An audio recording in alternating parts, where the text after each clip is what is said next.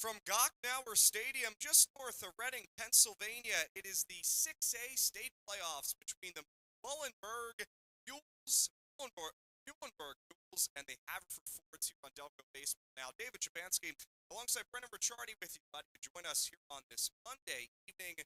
Brendan, a really good matchup for two teams that have phenomenal pitching staffs. Yeah, and it's the first ever state playoff game here for Haverford. A beautiful campus. Shout out to Muhlenberg for allowing us up in the press box, being very accommodating here.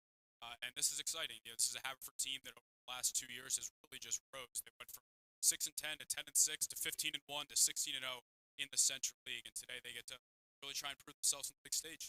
Well, Muhlenberg starter is Cole Moody. We'll talk about Moody throughout the broadcast, but he has simply been fantastic. Also, of course, Jimmy Boyle will be the starter for Haverford. But to break down the numbers here for Moody, he's also been really good at the plate this year for the Mules. I mean, Brendan, you just take a look at his numbers in the postseason.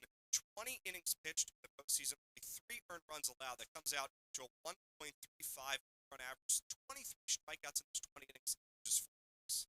It's hard to argue with that. Same thing on the Haverford side with Jimmy Boyle. It seems like, for keeping track at home, I would look at the under this one. Well, I'll give you Boyle's stats as well. He's pitched in 13 innings this postseason run in district playoffs against Boyertown and Westchester Henderson.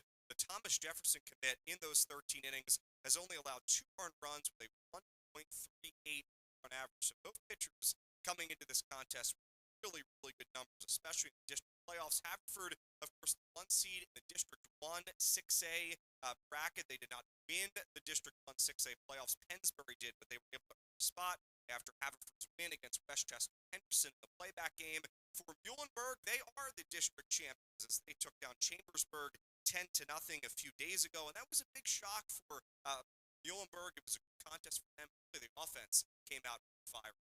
Yeah, but coming into the tournament as the 11th seed, I'm not sure anyone maybe outside of their own dugout thought they were going to go this far, but they're clearly a team playing momentum right now, and that's a scary thing.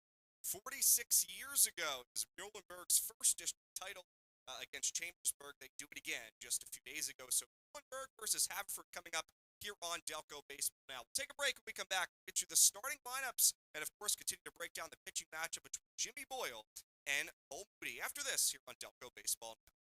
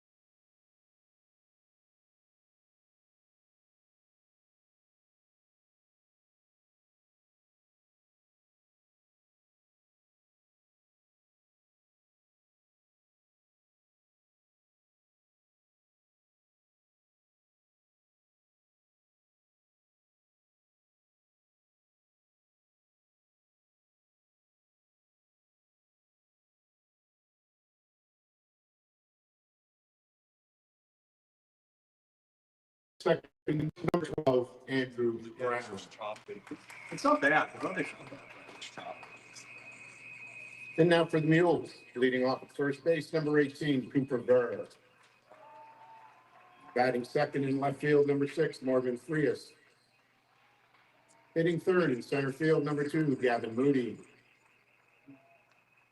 Batting fourth, the pitcher, number 13, Cole Moody. Hitting fifth, the shortstop, number 20, Liam Vargas.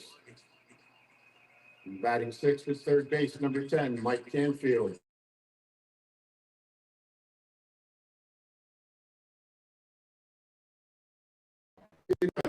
Hitter number 7, John Martin. Batting eighth at second base, number 8, Hayden Bonte. And hitting ninth, the right fielder, number 24, Carter Burr. The Mules head coach is Brian Kopetsky. He is assisted by Dan Brady, Sean Levan, John Bard, Jason McCord, Carlos Joseph, and Nico Felt. At this time, we ask that you please rise to the table and remove your hats as we honor America with the playing of our national anthem.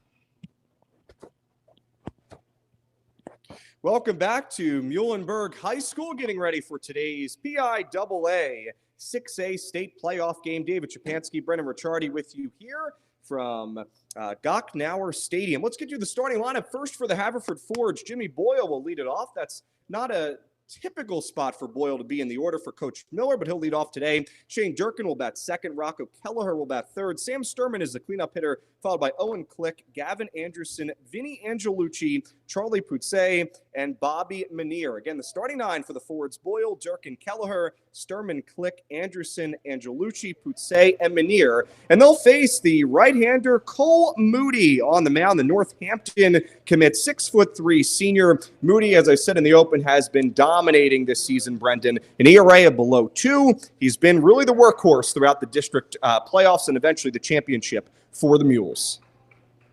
Leading off the top of the first for Haverford, the pitcher number 11, Jimmy Boyle. So Boyle will lead us off to begin things here. Again, do apologize for some of the early technical difficulties. Still working through some things, but we're on air, sounding good now from the reports that we hear. So glad you could join us here on Delco Baseball Now. First pitch from Moody here on this Monday evening. Let's get things started. It's a called strike on the outside part of the plate to Boyle. Jimmy Boyle, this postseason run, 4 for 13 for the Fords, is 1 for 5 the other day. Chopped ball foul at the plate.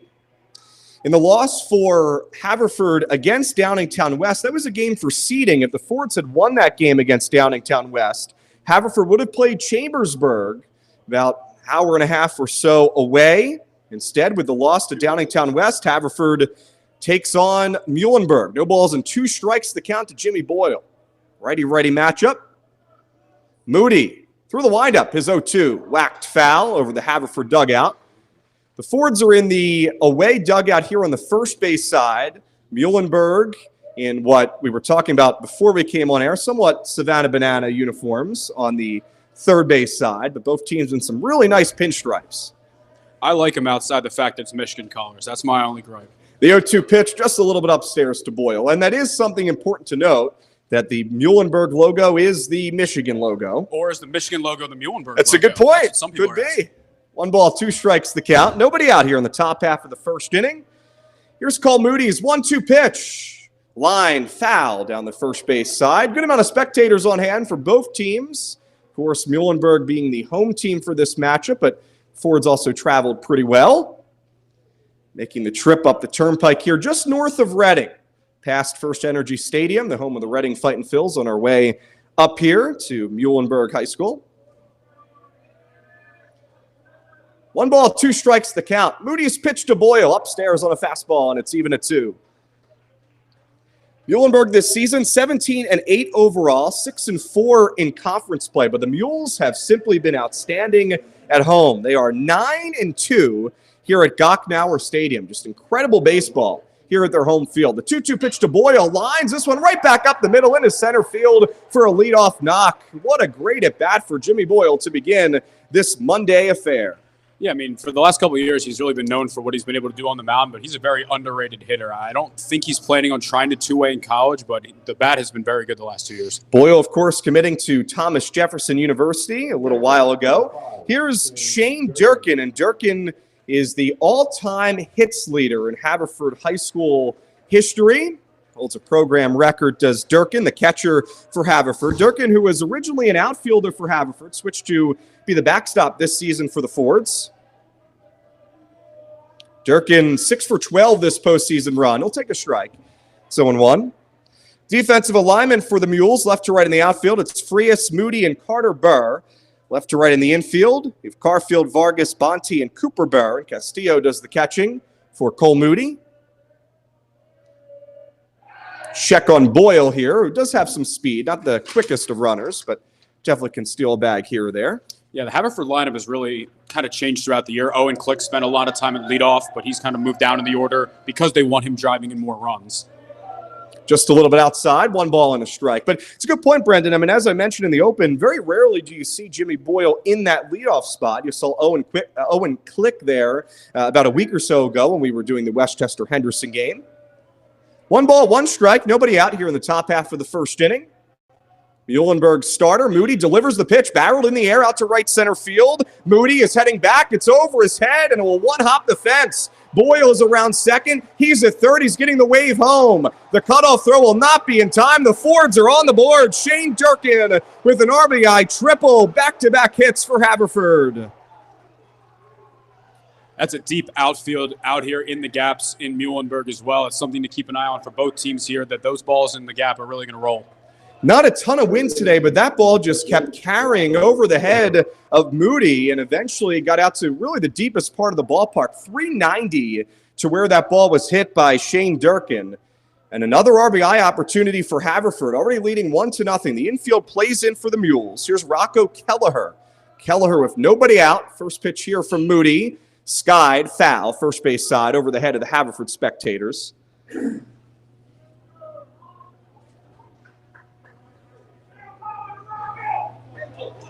Muhlenberg again this season, fantastic at home, 9-2 here at Gocknauer Stadium.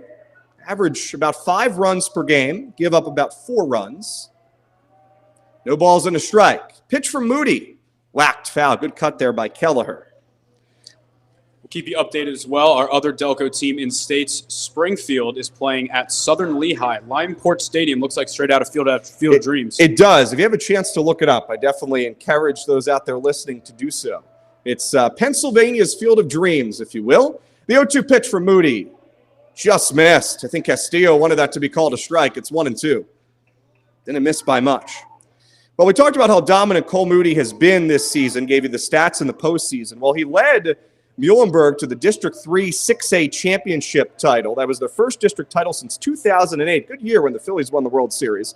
And Moody threw his 9th complete game against Chambersburg. Swing and a miss here, and Kelleher is the first out here in the top half of the first inning. Really good pitch there. Looks like he took a little something off. I don't think Kelleher was expecting that one.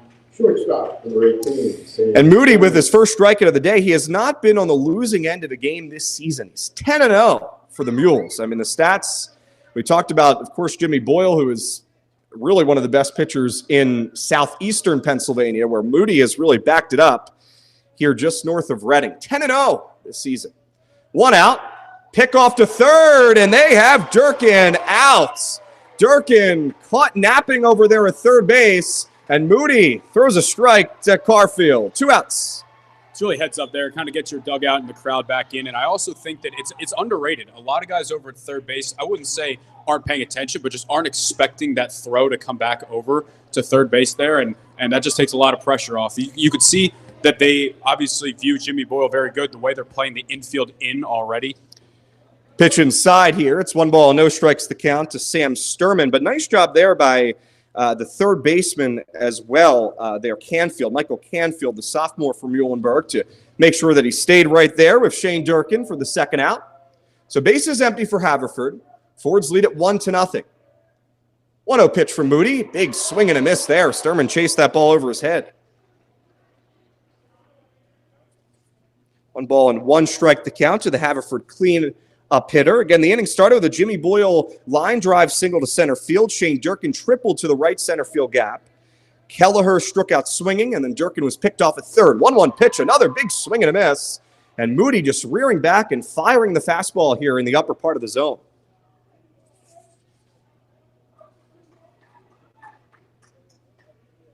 Moody looking to end the inning on a positive note. Time is called at the plate, I believe, by Sam Sturman.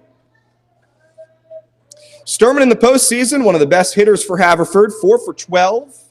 Was 1 for 4 the other day against Downingtown West with an RBI. Chopped on the ground into left field for a base hit. And Sam Sturman has a 2-out single for the Fords. It's their 3rd hit of the inning. And here comes Owen Click. Center fielder, number 3, Owen Click. Click, who is usually the leadoff hitter for the Fords, steps in from the left-handed batter's box. Click also having a phenomenal postseason run, Brendan. He's 5 for 15 in the playoffs. Had a grand slam in their loss against Downingtown West. He did 5 RBIs in that game for Click, and maybe that's why he's moved down to the middle of the order. Maybe some more opportunities there to drive in some more runs for the Fords. Moody from the stretch delivers a breaking ball outside. So far, some hard-hit contact against Cole Moody, but the pickoff definitely helped him out to get the second out of the inning. Another pickoff attempt, close play. Tag a little late there, applied by Cooper Burr. We were driving up, saw some dark clouds, and some dark clouds in center field, but slight chance of a shower, but should be clear. Sunny right now. Big swing and a miss there. So it's 1 ball and a strike to Owen Click. Haverford 19-5, undefeated in Central League play, 16-0, the first team to go undefeated in Central League Conference play since Strathaven 2018. Give a shout out to 2013. 2013. I was in 8th grade. 2013, yep. That's right. Pickoff attempt here to first base, and again, Sturman is in there safely.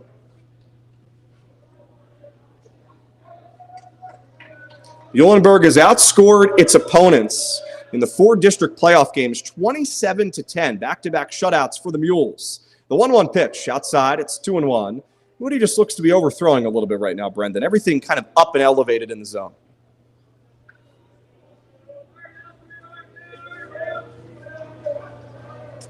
Sturman takes his lead at first base. 2 outs, 2 balls and a strike. As Moody looks to get out of trouble, the 2-1 chopped off of the front leg there of Click, and it's even at 2.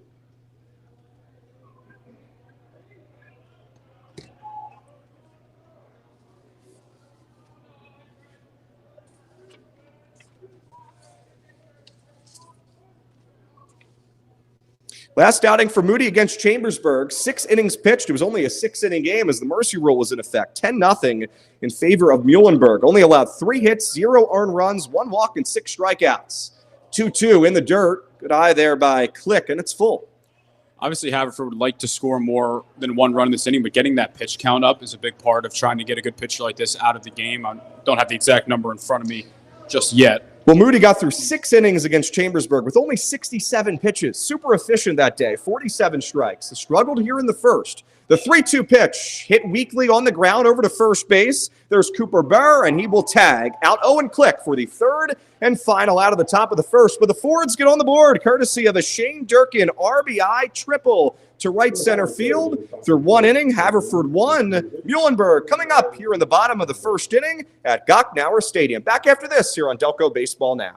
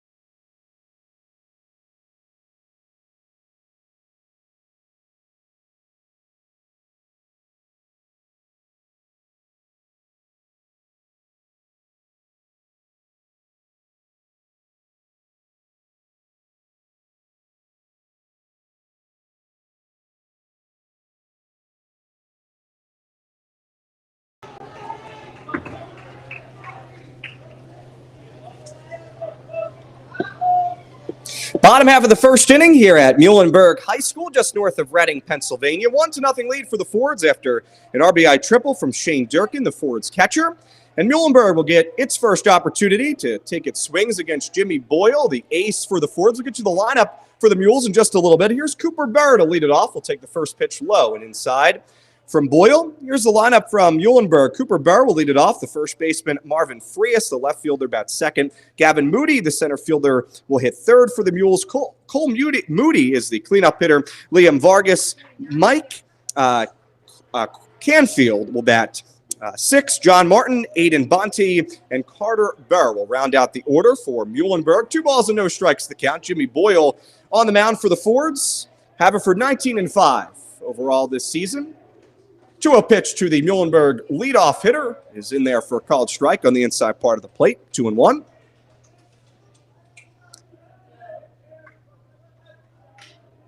Muhlenberg this season averages just over 5 runs a game. 2-1, and it hit Cooper Burr, I believe, in the wrist, and he's shaken up as he heads down towards the Muhlenberg dugout.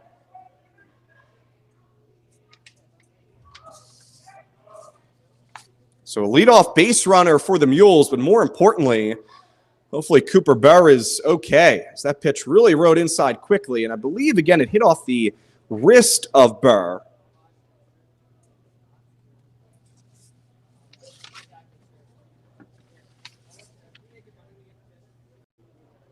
Mules are coached by Brian Kopetsky.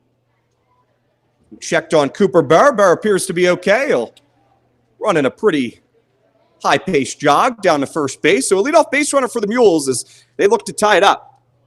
Left fielder, number 6, Marvin Frias. Here's Marvin Frias, the left fielder for Muhlenberg. Jimmy Boyle this season, we'll talk more about the stats, but I mean, he's been the ace for the Fords. 13 innings pitched in the district playoff run, District 1 6A playoff run, a 1.38 earned run average. Pitched 7 shutout innings against Westchester Henderson in the Fords' 1-0 win against WC Henderson. First pitch, skied in the air, deep left field, but this one well foul towards the football stadium. It's no balls and a strike to Frias. Frias listed as an outfielder and a left-handed pitcher for the Mules. He's 7 for 13 in this playoff run, including a 2 for 4 day against Chambersburg. It's a .538 batting average for Frias. Boyle checks on Burr over there at first base.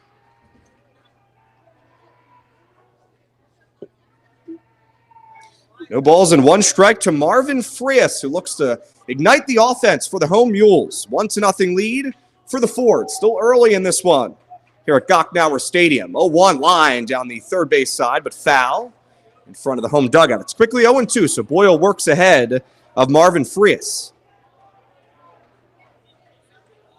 An excellent crowd on hand. Step off for Boyle here. Home plate umpire will dust off home plate.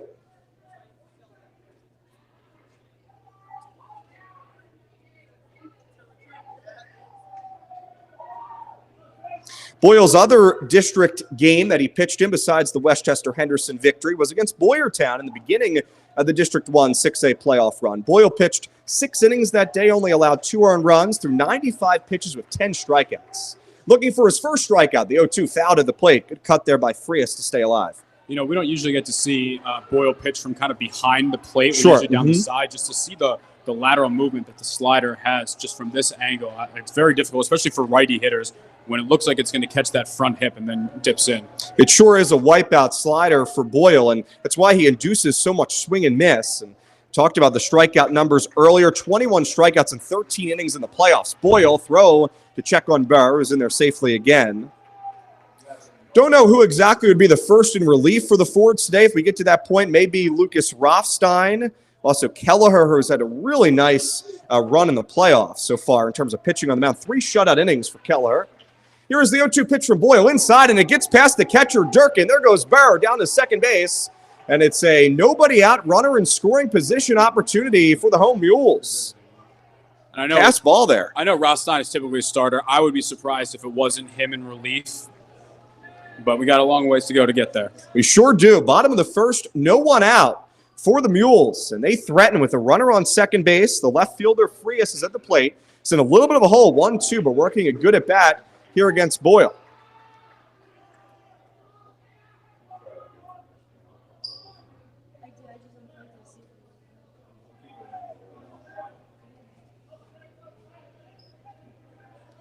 In terms of the dimensions here at Gocknauer Stadium, 335 to straightaway left field down the line, I should say, 332 down the right field line, 390 to right center. First strikeout of the day for Jimmy Boyle, and it's that wipeout slider, Brendan. Especially, you know, like I said, the righties, it looks like it's going to be outside and ends up as a strike. For the lefties, it looks like it's going to be a strike and then ends up inside. So Frias is the first strikeout victim and first out of the day for Jimmy Boyle and the Fords. Here's Gavin Moody, the center fielder for Muhlenberg. Moody listed as a center fielder, a catcher, and a right-handed pitcher. Senior, 6'3", 190 pounds. He's 3 for 12 in the postseason run. The .250 batting average. Boyle from the stretch delivers a called strike at the knees. And you see Boyle going to the off-speed pitches. Seems like the fastball maybe not exactly working right now for Boyle. Yeah, and he said that at the beginning of the Henderson game that he felt like they were seeing the fastball well, so he's going slider heavy. He feels like he can throw it for strikes or swinging strikes as well. No balls and a strike to count. Boyle looks back Burr at second, fires home just a little bit low, but again, another off-speed pitch there from Boyle. It's even at 1. And that's just really how it goes to show you how Boyle can take his game to another level with that breaking ball. And he'll depend on that at times, especially when the fastball is not working. The 1-1 just outside. It's 2-1. Don't think Boyle's too happy with that last call there by the home plate umpire, but did appear to be just a tad off the plate. Let's just say that Jimmy will never leave you wondering how he's feeling. Yeah, that's true. Definitely lets you know. 2 balls and a strike. 1 out. The pitch from Boyle from the stretch. Low again. It's 3-1 to Gavin Moody, who you can tell the attack plan for Moody here is kind of wait for you to throw him, or for Boyle to throw him a strike. Moody's laid off some tough pitches here. 3 balls and a strike. Hitters count as the Mules threaten in the first. Outside ball 4, and again hits off the glove of Durkin. Burr races towards third, and he's in there safely. Runners on the corners for Muhlenberg with only 1 away.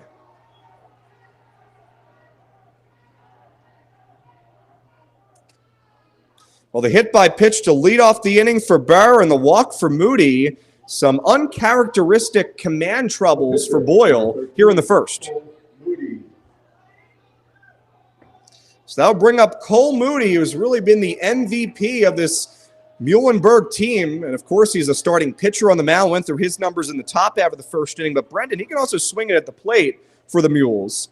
He was 2 for 4 the other day against Chambersburg with 2 RBIs. 6 for 15 in this postseason run, batting .400. Him and Marvin Frias have really been the engine for this Muhlenberg team in the postseason. Muhlenberg's version of Shohei.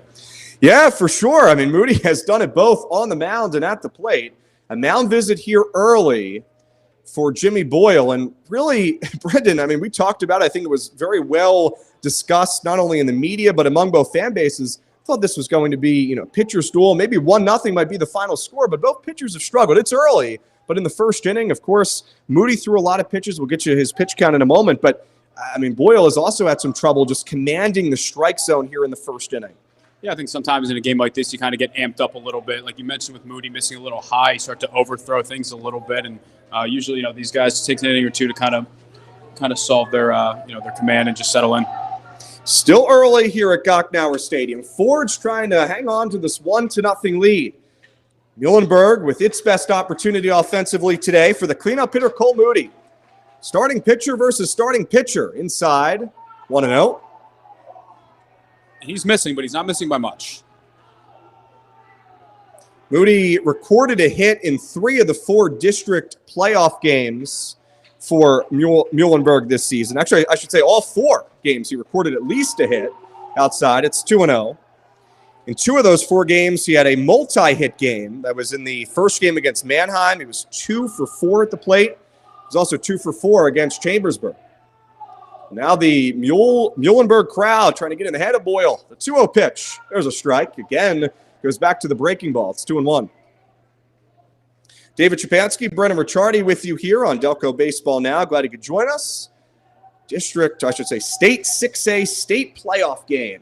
Glad you could join us here from Muhlenberg High School. 2-1 pitch. Moody shows bunt, gets it down in front of the plate. Here comes Boyle. Underhand flips it to Durkin. The tag is in time. What a play by Jimmy Boyle to record the out at home plate. Durkin applies the tag. That's why it comes in handy to have a shortstop second baseman also on the mound. You don't really see too many players get that bare hand, many pitchers be able to get that bare hand flip. And a great job by Durkin. Just really good defense all around. Fielder's choice. Moody will head down to first. Gavin Moody takes second. Cole Moody at first base. But there are now 2 outs here in the bottom of the first. As Burr is tagged out for Liam Vargas, the shortstop for Muhlenberg. Vargas has struggled this postseason run. Just 2 for 11 at the plate. Both of those hits in the game against Chambersburg when the whole offense for the Mules was clicking. Boyle from the stretch outside again, almost overfired Durkin for a 3rd time this inning. It's 1-0. Muhlenberg has simply dominated district title games. The Mules are 4-0 in district title games. All 4 of those games, Coach Kopetsky has had a role in those victories. The 1-0, there's a called strike. It's 1-1. The semifinals have been the issue for Muhlenberg in the district playoffs the last few times they've made it. But again, reigning District 3 6A champions are the Mules, looking to add a state playoff win to that resume this season. 1 ball and 1 strike. Boyle looking to put up a 0 here in the first, just outside. It's 2-1 to the Muhlenberg shortstop. Beautiful night for baseball. Temperatures in the low 70s here at Gocknauer Stadium. Great crowd. Some clouds in straightaway center, but the sun shining brightly over the Muhlenberg dugout.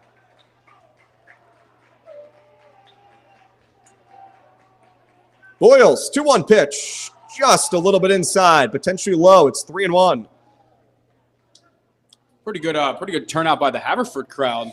And we were talking about that on the way up. It's about an hour, 15-minute drive from Haverford High School directly, but good crowd on hand.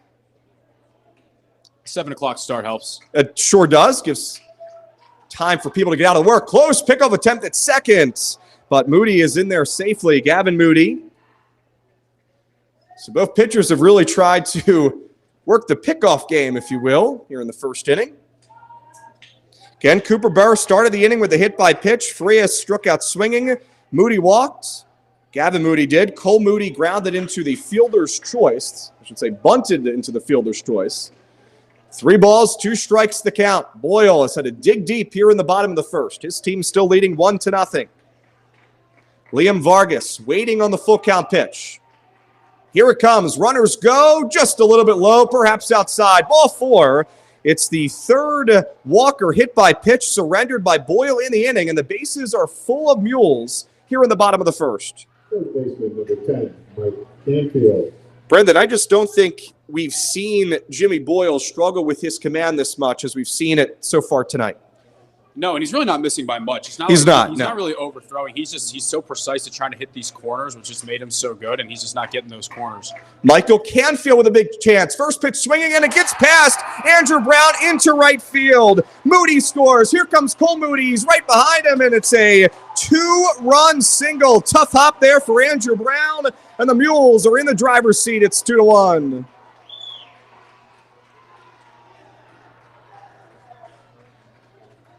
Vargas had a stop at third. Michael Canfield comes through with the big single. We'll see how it's scored. I think it could go either way. Tough hop there for Andrew Brown, who is not in the lineup for the Fords. He is really focused on defense for Haverford. Tough play for the second baseman. I think it'll go down as an error. The ball was hit hard with some spin. He kind of sliced it a little bit. I think he'll tell you he should have at least gotten in front of it. We'll see how he can bounce back. And there goes Canfield, stopped by the second baseman, Andrew Brown. He comes home, and this time the second baseman fires a strike to Shane Durkin. So a couple plays at the plate results in outs. But again, Mike Canfield brings in 2 runs for the Mules. It's 2-1 headed to the second here on Delco Baseball Now.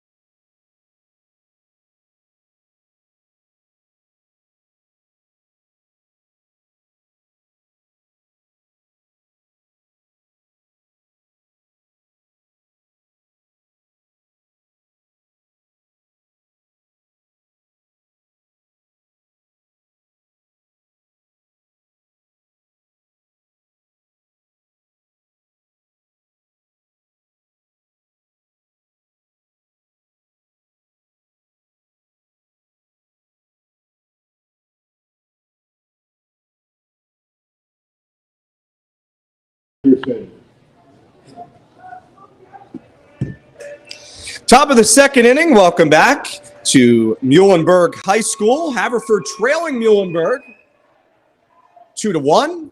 Cole Moody back to work. First pitch swinging for Anderson. Rolled on the ground over to third. Canfield with a strong throw across to first. But Cooper Burr came off the bag just a little bit wide perhaps. And it's a leadoff base runner for the Fords here in the second as Anderson is aboard.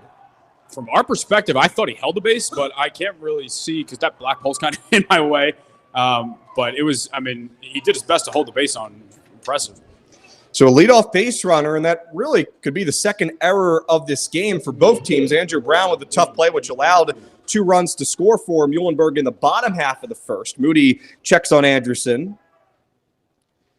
In between innings, Jimmy Boyle definitely seemed frustrated. I don't think at his second baseman. I think just in general with some of his misses.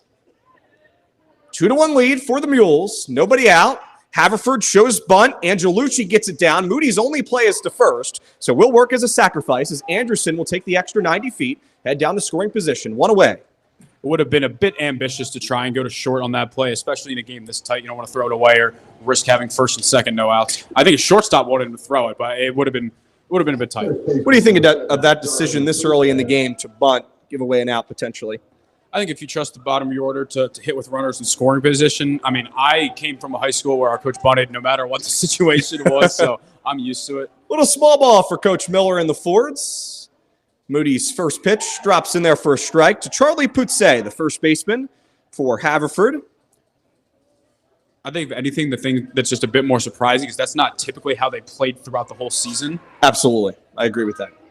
Putze just 1 for 7 in the district playoffs, a 142 batting average.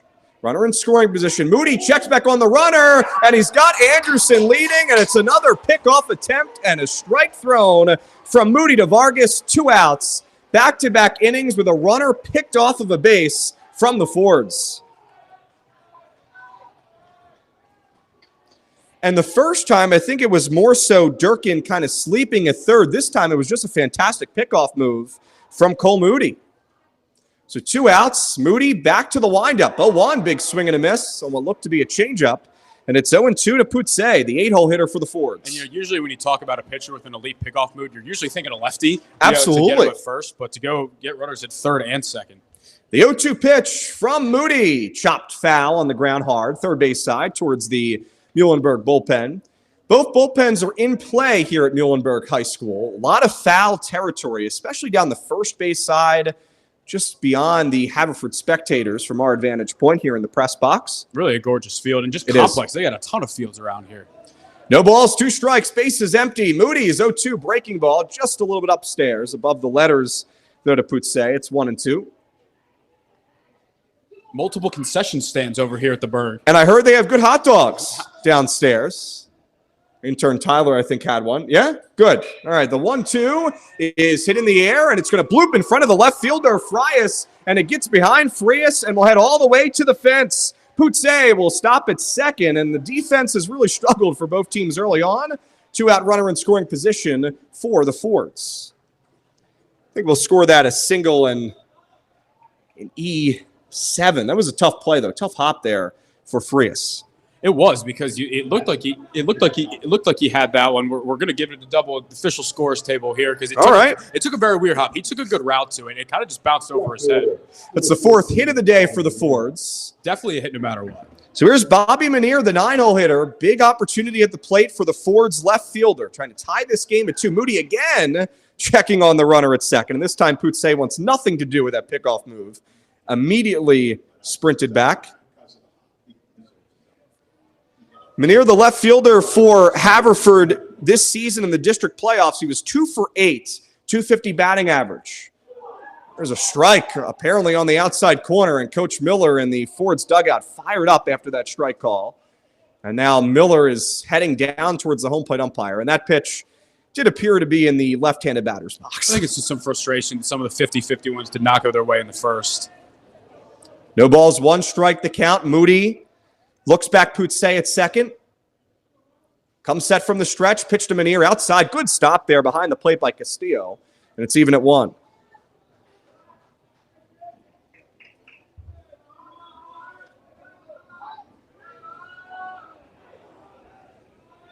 One ball, 1 strike. Moody's pitch to Manier. Hit on the ground over to short. Roller. Picked up on a hop there by Vargas. His throw to first. Once again, Cooper Burke came off the bag, but he'll apply the tag to Manier for the 3rd out. So a couple of ground outs in the inning for Cole Moody. And we've played 1.5 innings here at Muhlenberg High School. It's the Mules 2, the Fords 1. We're off to the bottom of the 2nd here on Delco Baseball Now.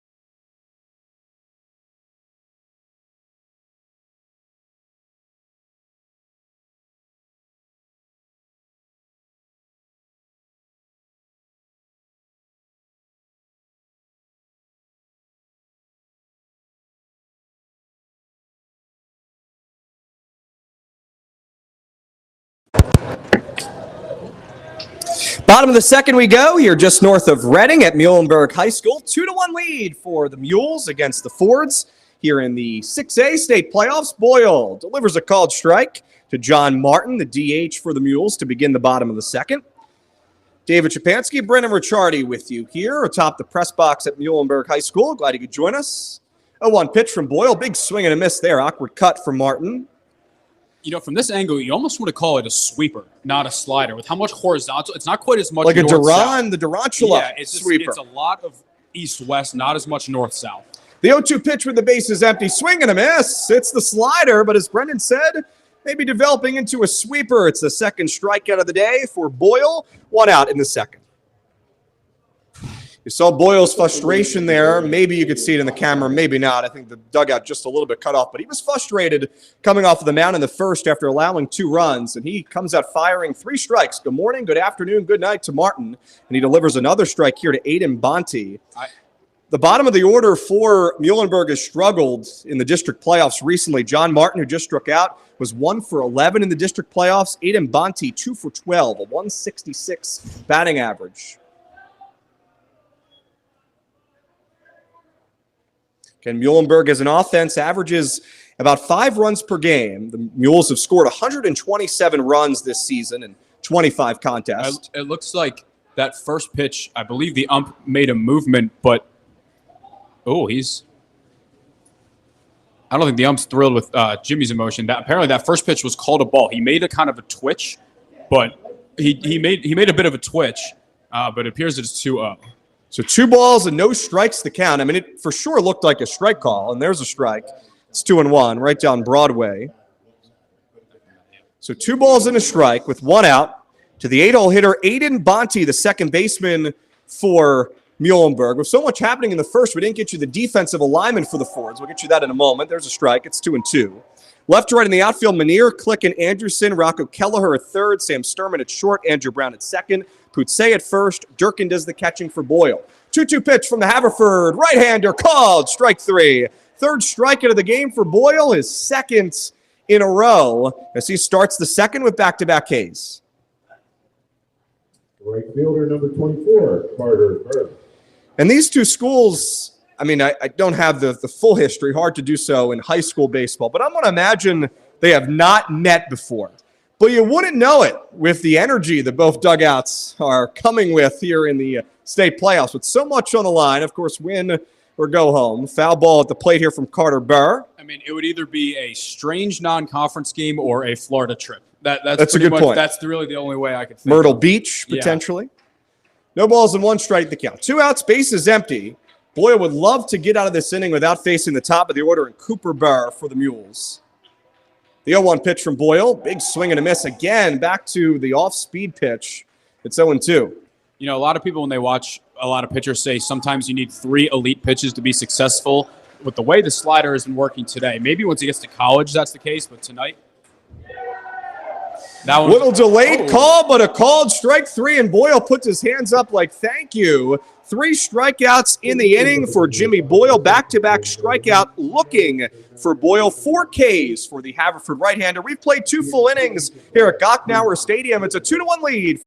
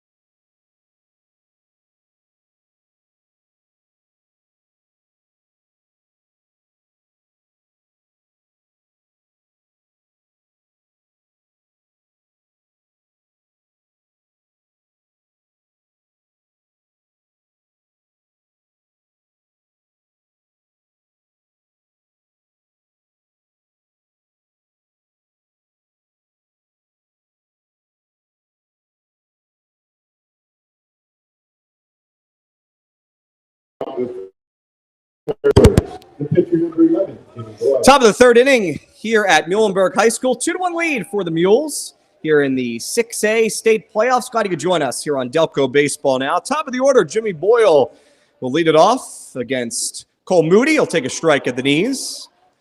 And Brendan, with just the way the first 2 innings have went, I don't think Jimmy Boyle is going to get any favorable calls here at home plate by the home plate umpire. That's just a guess. The 0-1 pitch. Big swing and a miss there from Boyle. It's 0-2. Well, that slider we just saw, I think Jimmy's starting to see how it feels for other people when he throws it. Well, Cole Moody, the starter for Muhlenberg, heard that tops out around 90, and Moody is headed to Northampton to continue his baseball career. Now we have trash blowing around the infield. Somebody's napkin, potentially their hot dog wrapper, again from the Burke's Hot Dogs are serving downstairs. Looks like it might have been picked up there by Coach Miller.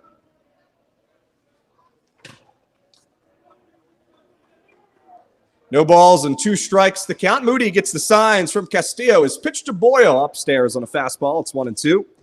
Jimmy Boyle in his first at-bat. Line drive single right past Moody into center field. Fords do just have that 1 run, but they have 4 hits, a couple of bad base running mistakes. Not as bad as my base running mistake, though, in that wiffle ball game, Brendan, a few weeks ago. I'm not going to let it go, and you shouldn't let it go. It'll motivate you for next season. But to be fair, that was in a wiffle ball game. This is in the state playoffs. A little bit of a difference. Which one's more glamorous? In the magnitude. You tell me. Well, there's a trophy for both. 2 balls, 2 strikes. Cole Moody working here in the top half of the 3rd inning. 2-1 lead for the Mules. And the 2-2 pitch.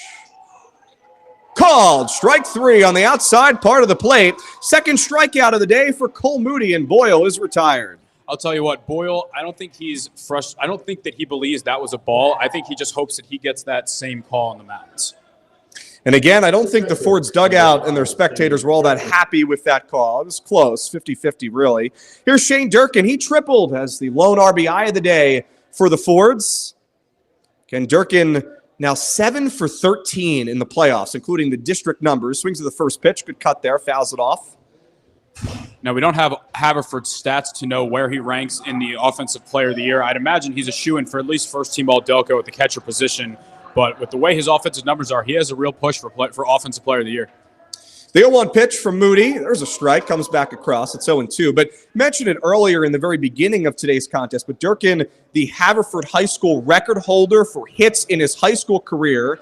He's got more than 80 in his high school career. No balls and 2 strikes the count. The pitch from Moody with 1 out. Lined again into right center field. Here comes Carter Barrow. He'll play it on a hop. And 2 hits today for Shane Durkin. He's halfway to the cycle. He's got a triple and a single. I think the most impressive thing about Durkin is he spent 3 years for this program as an outfielder, and just based on team need, just went behind the plate for his senior year, and his offense even got better. And it was a seamless transition. Now, I know what you're saying. If you're watching this for the first time, maybe you don't watch a ton of Haverford games, or of course watching this for the Mules. Durkin kind of made 2 uncharacteristic plays behind the plate. A couple balls off of his glove that I'm sure – Boyle may say, "Oh, maybe I overthrew Durkin a little bit." Durkin, I'm sure, will tell you should have caught a couple of them in the first couple innings of today's contest. But for the most part, having watched a lot of their games this season, Durkin has done a great job behind the plate, not just defensively, but leading this pitching staff. And has a great arm as well. As a cannon, and as an outfielder, you have to. So really a seamless transition. First pitch strike here to Rocco Kelleher, struck out swinging in his first plate appearance. Kelleher has played some great defense as well for the Fords this season. He's 4 for 12 in the district run, was 2 for 4 against Downingtown West in a game where everybody seemed to hit for both teams. And there goes Durkin. It's a swing and miss. Throw down from Castillo just a little bit late. Good try by Bonte to try to tag Durkin, but a runner in scoring position for the Fords. No balls and 2 strikes to Kelleher. It was a great throw. He did everything he could. Durkin just got a very good jump. And again, you now have your catcher stealing bases. You get that athleticism behind the plate. And that's a gutsy call as well there for Durkin to run just because of how good of a pickoff move Moody has. And he's also pretty quick to the plate. The 0-2 pitch to Kelleher, just a little bit outside and low. It's 1-2. Castillo will jog out halfway between the home plate and the mound and eventually toss that ball back to his righty. This is the first ever state playoff appearance for the Fords, a program that has had some years of struggles.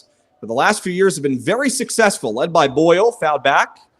Havertown, just in general, is an area that really the private schools steal a lot of their top talent. You think just of late, Mike Anderson going to likely get drafted this summer from Penn State. He was a Havertown guy. I mean, just going off of all of our preseason interviews, a lot of the private schools, we asked guys what their home school would have been. It was Haverford. And I think with the way that this program has been building, they can do a better job at keeping some of those guys around. And this could be a start. Show players what is building. The 1-2 pitch is upstairs. It's 2-2. Well, you brought up Penn State, so I'm going to get to our little bit of a trivia question. Well, I'll get to it in a moment. I'm going to pull it up here on my notes. But I want to talk about the most famous alum that attended Muhlenberg High School. We'll get to that in a moment. The 2-2 pitch upstairs. It's 3-2.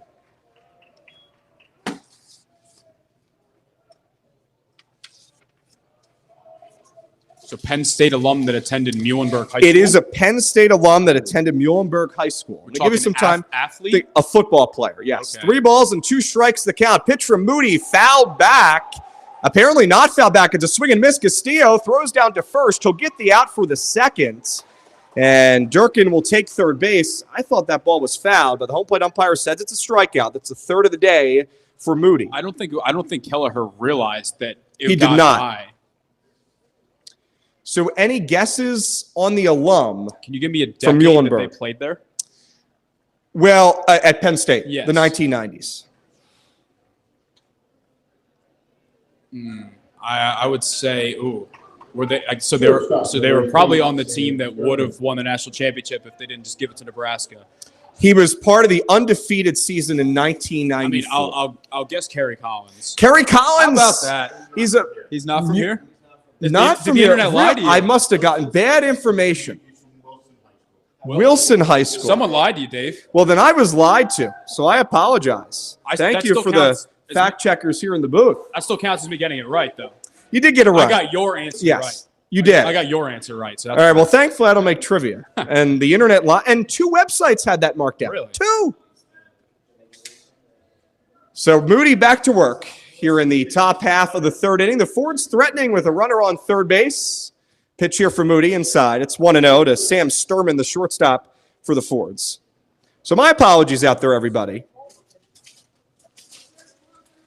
But you did get it right, Brendan. I'll give you the. I guess. Yeah, he's not from far from here. It says West Lawn, and it says born in Lebanon. Wilson, West Lawn. So he's from the general area. 1 ball, 1 strike pitch. Drops in for a strike. It's 1-2 to Sturman, who singled in his first at bat. Again, the Fords have hit the ball pretty well against Cole Moody today. So far in the first 2 2/3, Fords have recorded 5 hits, looking to tie this game at 2. Runner at third, just 90 feet away is Durkin. Cleanup hitter Sturman at the dish. Sun shines again. Time is called, and a late time call to the plate by Sturman as Moody was already through his stretch windup. Does that count as a pitch for the pitch count? No. Good question.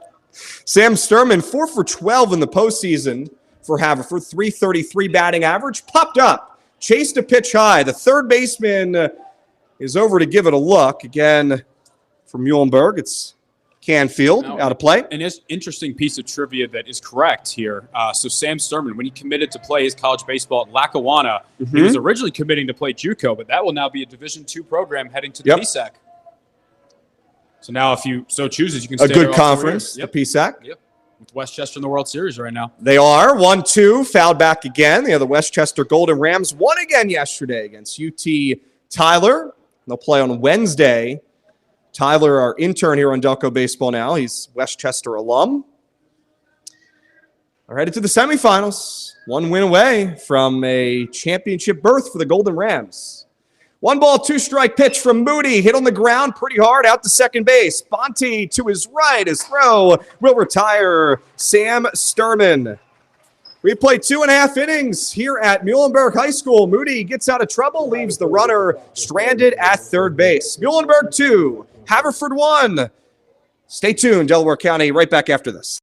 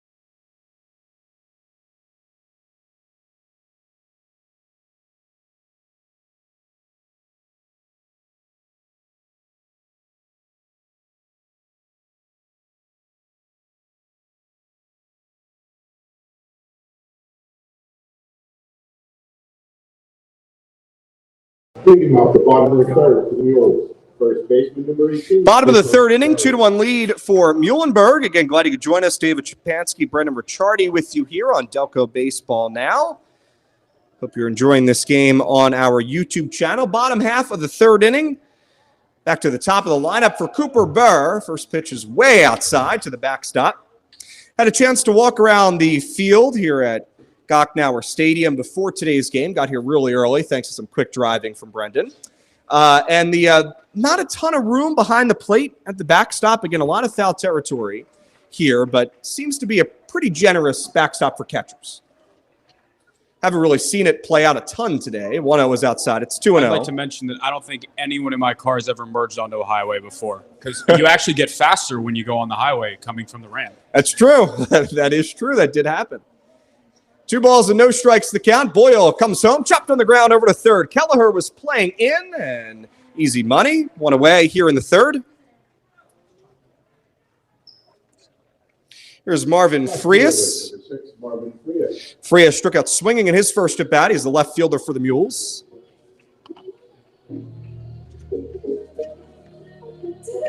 So Muhlenberg got off to a tough start this season. The Mules were 1-3 in their first 4 games. And then followed it up in the middle of the season. They were 7-7. And at that point in time, Coach Kopetsky and the team came together and said, got to try something fun. Got to switch things up a little bit. Bring back some energy as the first pitch is fouled by Frias. Well, what did they do, Brendan, you may ask? Well, Muhlenberg decided that they were going to switch up their uniforms and became the Muhlenberg Minions for a game. That was the yellow pants, which they are wearing now with a bright blue jersey top, which we were told honors the 1982 Muhlenberg team. I would have guessed Muhlenberg Bananas with the way these look. Well, yes, but they became the Minions. With the blue pinstripes. Oh, it was the yellow tops with the blue pants. Yellow tops with the blue pants.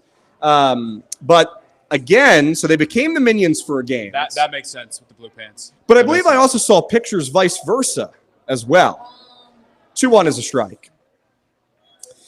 Well, that game was on April 27th at Conrad Weiser in Robsonia, Pennsylvania. That was a 9-0 win. Since the Minion uniform, Muhlenberg is 10-1. 10 wins in 11 games. And it's got them here to the state playoffs. So maybe a little luck for the Minions. Despicable me, if you will, for Muhlenberg.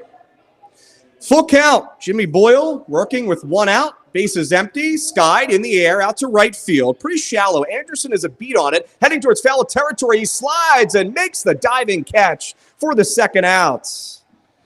Great running grab and eventually into the slide for Gavin Anderson. 2 outs here in the third. Yeah, he was definitely playing a little over more right center. I wasn't sure off the bat if he was first off going to get there. Second off, if it was fair or foul. It would have been interesting to see what the call would have been. Looked like it was right on the chalk where Anderson had dove for that baseball. So bases empty, 2 outs for the 3-0 hitter Gavin Moody for Muhlenberg. But again, what a run it's been for the home Mules. Again, after that 9-0 win at Conrad Weiser, they went on to have a really competitive game against Exeter Township in Reading, Pennsylvania. That was a 2-0 win. Then a win on the road at Wilson, 6-4. The only loss in that span was at Wilson. That was a 10-0 loss at First Energy Stadium. It was on May 11th. 1-0, big cut and a miss. It's 1-1 to Moody. Kerry Collins was there rooting for Wilson or Muhlenberg? Well, I'm going to say Wilson. 1 ball, 1 strike the count with 2 outs. Boyle dealing here in the bottom of the third. 2-1 lead for the Mules. Hit hard on the ground on a hop. Sturman to his right in the hole on a bounce, and it gets past the first baseman, Putze. And stopping at first is Gavin Moody. Tough play there for Sturman, and we saw him make that play, actually ironic enough, to win the Westchester-Henderson game 1-0 to save a run from scoring. Really tough play, especially because Moody could run pretty well. Pitcher, number 13, Moody. Score that a hit? I'm calling that an error. I think he had enough time to get the throw. I think he had enough time. His feet were set. If he was on the run, maybe a little different, but I think he had time. So 2 outs for Cole Moody, the pitcher, looking to help himself out and extend the lead for the Mules. David Shapansky, Brendan Ricciardi with you. Again, Cole Moody, the Northampton commit, 6 for 15 in the postseason run. Senior, listed as 6'3". Pitch from Boyle from the stretch, lined in the left field. It will fall over the head of Sam Sturman for a base hit. So back-to-back two-out base runners for the Mules, and they're in business for Liam Vargas. Based on what we've seen from Moody, I know it's difficult. I think there's a good chance he would at least go to college and try and be a two-way. It seems like as dominant as he's been on the mound, he can certainly swing it as well. So 2 outs for Vargas, who walked in his first at-bat, and we'll get a courtesy runner. Michael Batista is listed as an outfielder, also a senior. Will pinch run for Cole Moody. Again, a courtesy runner for the pitcher, Moody. So Batista will head down to first. So the runner at second is Gavin Moody. You have Michael Batista at first base. With 2 outs, first pitch from Boyle, whacked foul by Vargas. Well, Vargas worked a really good at-bat in the first inning, Brendan, and that extended things to Michael Canfield, who eventually plated 2 runs with his hit past Andrew Brown. But Vargas worked the walk in that first inning. All 3 runs were scored in the first inning. The 0-1 pitch from Boyle, just a little bit inside, 1-1. Again, 4 district titles in the history for Muhlenberg, defeating Chambersburg 10-0 in the Mercy Rule, 6 innings the other day against one of their rivals. 1-1 pitch, hit on the ground slowly. Sturman with another opportunity, plays it, gets it out of his glove, throw to first, and this time Putze hangs on to the bag. 5 batters come to the plate to face Jimmy Boyle. 2 runners reach, but they're both left stranded. We've played 3 full innings here at Gochnauer Stadium. 2-1 lead for Muhlenberg.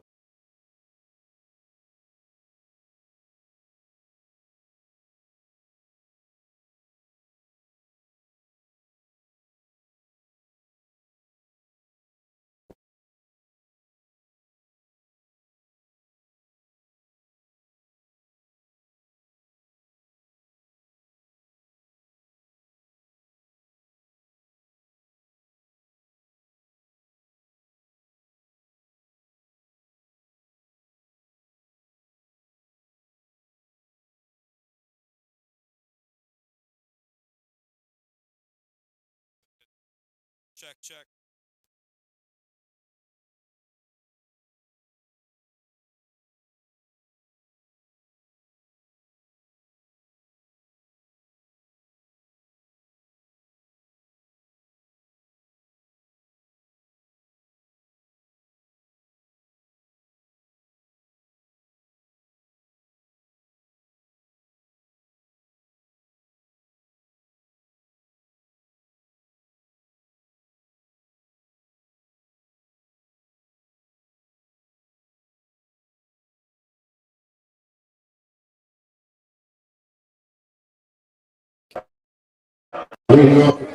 Top of the 4th inning here in this pitcher's duel. The first inning, we saw 3 runs score. Since then, it's been a bunch of zeros by Cole Moody and Jimmy Boyle. 2-1 lead for the Mules. 5, 6, and 7 due up for Haverford. Here's Owen Click, the center fielder, to lead us off. He'll take the first pitch outside. Haverford again, 19-5, undefeated in Central League play, 16-0, making their first state playoff appearance. Foul ball here from the bat of Click, 1-1. Again, Haverford, Brendan, has had its fair share of hits in this game against Cole Moody, but Fords have only been able to scratch across 1 run thanks to the RBI triple from Shane Durkin. Almost approaching sunset here at Muhlenberg High School. Cut and a miss there as Moody took a little bit off of that 1-1 offering. 1-2. According to our Vice President, Ben Thorpe, he said it is 0-0 through 3 innings with Springfield and Southern Lehigh. That was about 15 minutes ago, so I just asked for an update. At the Field of Dreams in Pennsylvania. I mean, you really have to take a look at the field. Brendan, what is the name of it again? I know you had to pull up earlier. Something Lime Stadium. Lime Cord Stadium in Southern Lehigh. It is about 450 feet, and there's a bunch of trees in center field before the fence. 1-2, hit hard on the ground over to short. Vargas waits back on a charge, has hesitated, and that will result in Click reaching first base. That slight hesitation, maybe the ball even hit off the little lip in the grass, but Vargas will commit an error. Brendan, it hasn't exactly been the best defense behind both starting pitchers today here in the first 3 innings plus. Bit uncharacteristic for the Fords. Obviously, we can't speak too much on the Muhlenberg side of things.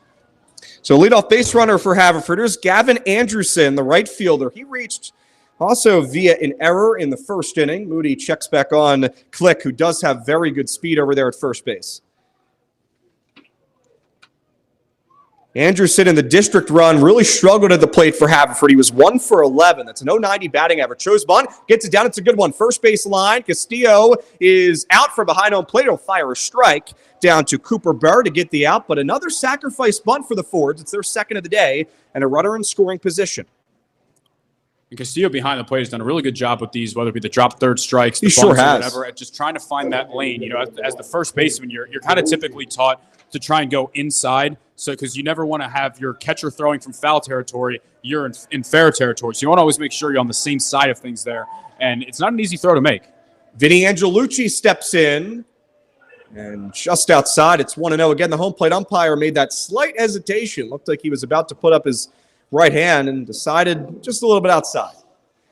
Our poor scoreboard Fooling operator over here. The 1-0 pitch. There's a strike. It's 1-1. It has been a wide strike zone at times. We got 0-0 in the 5th with Springfield. Wow, they're moving high. quickly. 1 ball, 1 strike, 1 out. Moody looks back, Click. Angelucci waits for the pitch. Here it comes. Big swing and a miss again there. It's 1-2. And Moody, it seemed like in the first inning, Brendan, maybe even the first 2 innings, was really depending on the fastball. But now you've seen the arsenal really open up for the Northampton commit. He's a tall kid. We talked about it in the open. 6'3", reaches at about 90, at least sits in the upper 80s. 1 ball, 2 strikes the count. And with that good pickoff move, lined into center field for a base hit. Click had to put on the brakes to make sure that Bonte, the second baseman, didn't catch that ball. Now the throw in from Moody gets away from the pitcher, his brother Moody. So runners on the corners for Haverford with only 1 away.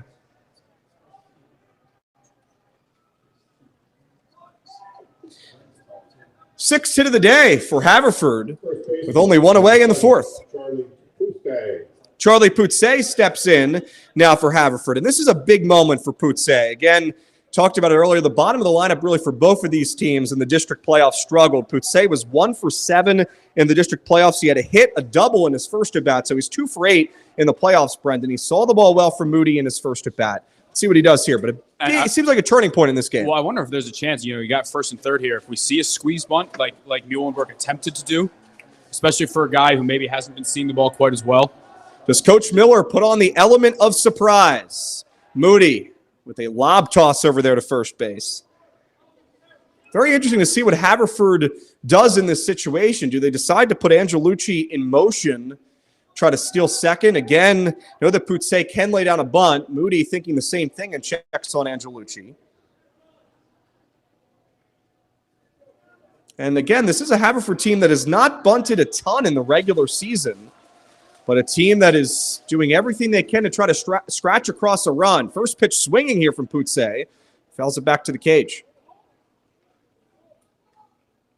In terms of where spectators can sit here at the home of the Mules, there are 2 large bleacher sections right next to each of the dugouts. And there's also a little area behind home plate where there is really no seating. It's roped off, but fans can stand just outside. It's 1-1. Again, another close pitch, and it seems like anything on the outside part of the plate to righties is not getting called right now.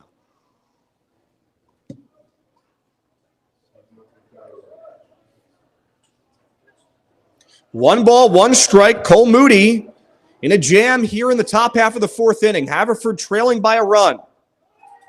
Angelucci goes, pitches a little bit upstairs, and he'll easily swipe second base without a throw down from Castillo. And you always got to love that play, at least from a strategy perspective. What do you do as the catcher? What does the coaching staff decide to do? Do you throw down? And in this time, the Mules don't want to take any chance. Yeah, I mean, a game like this, I think throwing it down there just leads the risk of it getting into the outfield. You let that run score. Middle infield now backs up towards the edge of the outfield grass. 2-1 is low. It's 3-1. And similar to the first inning, Cole Moody's command has begun to slip away from him here in the 4th. Mules lead at 2-1 here on Delco Baseball Now. Glad you could join us here on this beautiful evening, just north of Reading. The 3-1. There's a fastball, just missed. Not sure where it missed, but it's ball 4, and the Fords have the bases loaded. That's a good take by Putze. I guess he maybe saw it better than everybody else did. Again, I don't think the Muhlenberg dugout was too happy about that. And Coach Kopetsky will take a walk out to the mound. In terms of the relief pitchers behind Cole Moody, we've seen John Martin, who's the DH. He pitched against Waynesboro, 2 innings through almost 60 pitches in that contest. They've also used Ryan Rosenberry, who has been probably their most effective reliever. He pitched 4 innings, allowed 3 earned runs with 5 strikeouts against Waynesboro. And you also have, in terms of players that pitched in the district playoffs, Cooper Burr, who pitched against Waynesboro, 1 inning, closed out the game, but threw 21 pitches in that contest. So an issue for the Mules this season has been the pitching behind Cole Moody, who is kind of the next man up. We'll see what Coach Kopetsky decides to do, but doesn't make a change yet. I think it's just kind of give him a second to calm himself down, you know. Yeah, really no reason to. The Mules still in the driver's seat. First pitch called strike here to Bobby Manier. Manier is the left fielder for Haverford. He's 0 for 1 today with a ground out to short. The bottom of the order for the Fords with a huge opportunity to strike gold. Manier, 250 in the district playoffs. Shows bunt. Suicide is down. And Burr dives just in front of the Haverford dugout outside of his reach. Well, Haverford sure lucky it was outside of his reach because that would have ended the inning because, apologies for forgetting, whoever on third base right here, is that Click? He was halfway home. Yeah, Click is at third, home. Angelucci at second, Putze at first.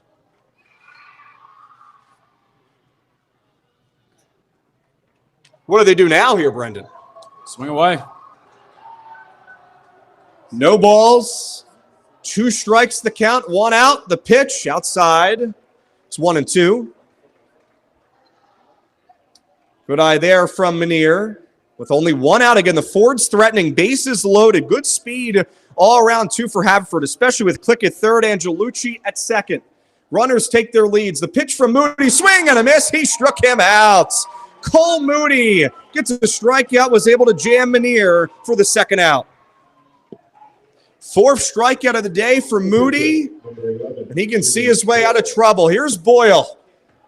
Can't ask for any more dramatics than this. Starting pitcher Jimmy Boyle looking to help himself out. He was frustrated with his command in the first, maybe a little unhappy with some of the calls he was getting on the mounds, but a chance at redemption against the starter for the Mules. First pitch swinging, hit on the ground over to second. On a hop, Bonte's got it. Mules get out of trouble here in the 4th inning. Haverford bases out, could not score. 3.5 innings here in the books, just north of Reading, Pennsylvania. It's the hometown Mules leading the Fords 2-1. All right, Dave, what's your email? Because we need to let this charge for a little bit. Set it to DSCCEEAN. Yeah. And then she was getting it. She was like, So do you want to hook up the mics to mine? No, we can't. For 1 inning, we just need to talk in your phone and let it charge. Why have my own mics? Will that work? Oh, yeah. That's fine. If it goes into your... I was like, Yeah, give me a mic. Okay. Can we still use your phone for this inning? It's at 13, so probably. Yeah, get through this inning. Yeah. For some reason, it won't pop back on. Oh, but I need 2 mics.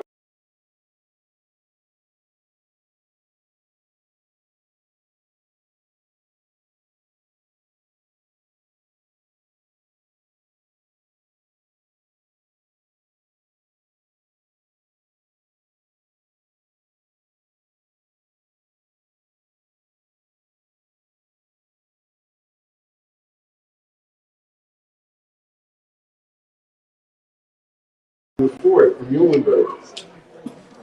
Third baseman number 10, Mike Canfield.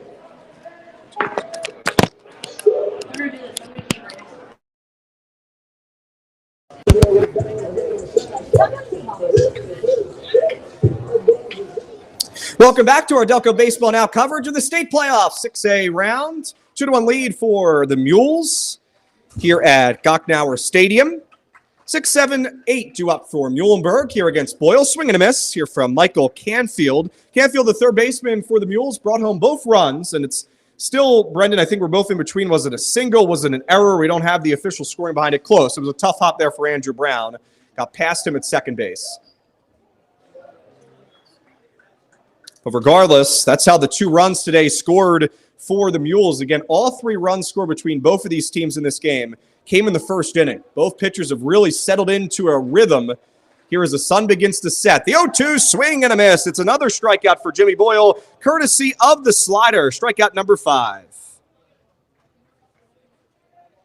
Designated hitter number 7, John Martin. Strikeout number 26 of the postseason for Boyle.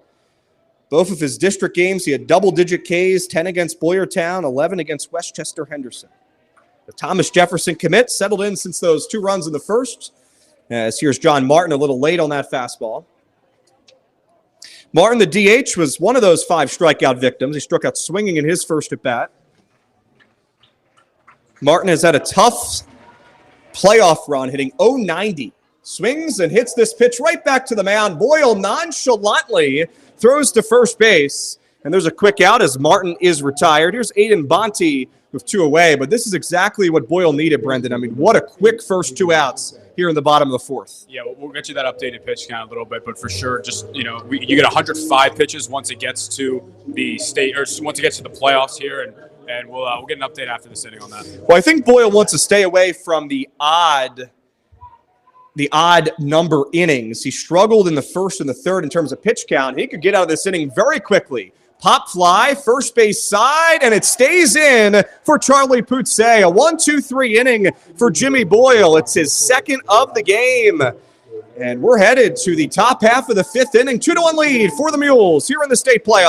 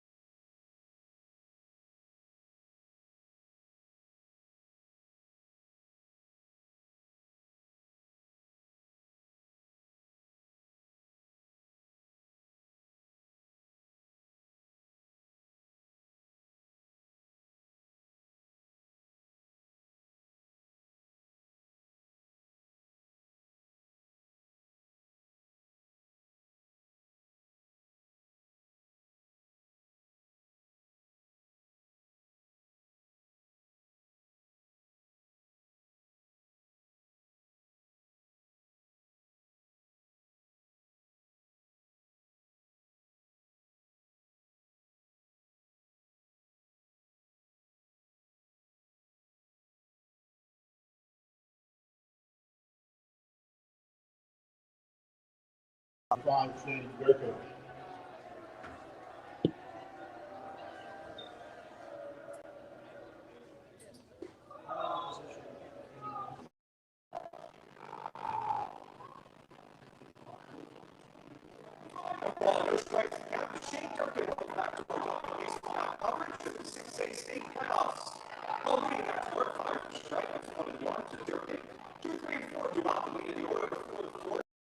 Well, 2-1 against Muhlenberg. Base is empty, top half of the 5th. 1-1, another ground ball. Takes a couple hops to Bonte, who's got it, and throws out a hustling Durkin. Durkin's retired for the first time today. Prior to that, he was 2 for 2. 1 away in the 5th. And this has ended up being the pitcher's duel we imagined, Brendan. Here in the 5th inning, both pitchers struggled in the first, but boy, have they both settled in. Yeah, early on, just a lot of traffic on the base pass. I think pitchers were overthrowing a little bit. These guys have really found the zone. Rocco Kelleher steps in. A lot of quick outs recently for both of the starters. Breaking ball in the outside corner for a strike. In terms of Moody, he's thrown close to 100 pitches a lot this season. I said he has 9 complete games earlier. Threw 97 pitches in the playoffs against Mannheim, 104 against Ephrata. So he has really pitched deep into games this season for the Mules. And it took him only 67 pitches to get through the 6 innings against Chambersburg in that district championship win for the Mules. 2 balls and a strike now to Kelleher, who has struggled today against Moody. 0 for 2 of 2 strikeouts. It's hard to say much of the Haverford lineup besides Shane Durkin hasn't. Yeah, Durkin and Putze have been the 2 top hitters in the lineup for Haverford. Boyle also has a hit. 2 balls, 1 strike. Moody through the windup. Skied, foul. It's 2-2. Castillo took off the mask, but well foul.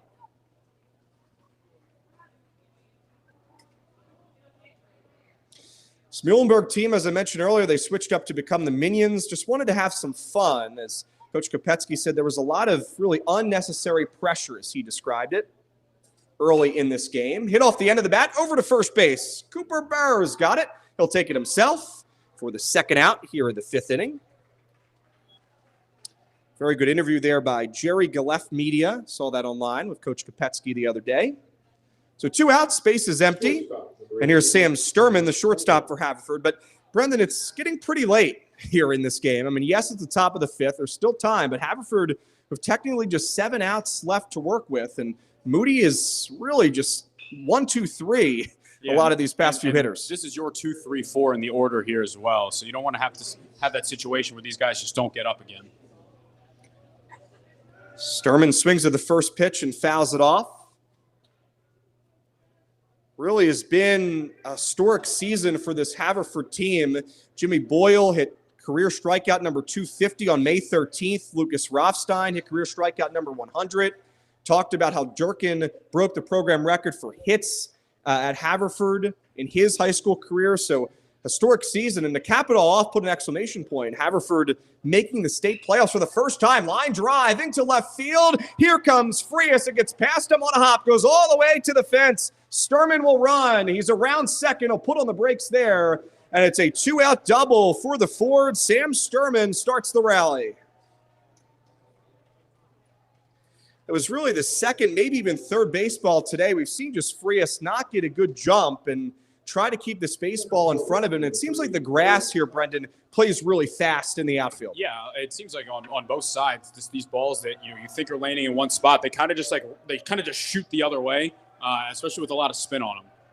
Owen Click with a 2-out RBI opportunity. Click, who, again, for much of the season was the leadoff hitter for the Fords. He's 0 for 2 today. And Moody with another pickoff attempt. He already picked off 2 Haverford runners early in this game. And Brendan, that really could be the difference in this game. Those 2 picked off runners. The Fords left the bases loaded with 1 out, didn't score any in the 4th inning. A couple things to look back on just in terms of chances that the Fords have left on the board. Still, of course, outs to work with, but both pitchers, as I said, have really settled in. The 1-0 pitch upstairs on a fastball. It's 2-0 to Click. David Shapansky, Brendan Ricciardi with you here on Delco Baseball Now. Owen Click 2 for 4 with the grand slam against Downingtown West. 5 for 15 in the postseason. The 2-0 pitch to Click. Right down Broadway for a called strike. It's 2-1.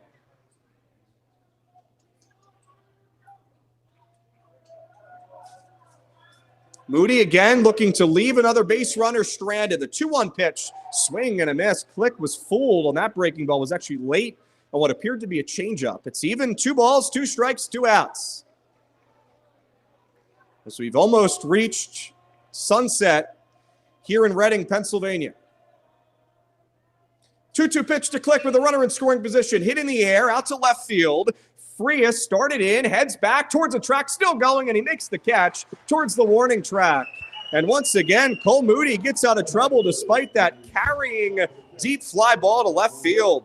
Ford send 4 batters to the plate. They do not score, leave Sturman over there at second base. 2-1 lead for Muhlenberg. Right back after this.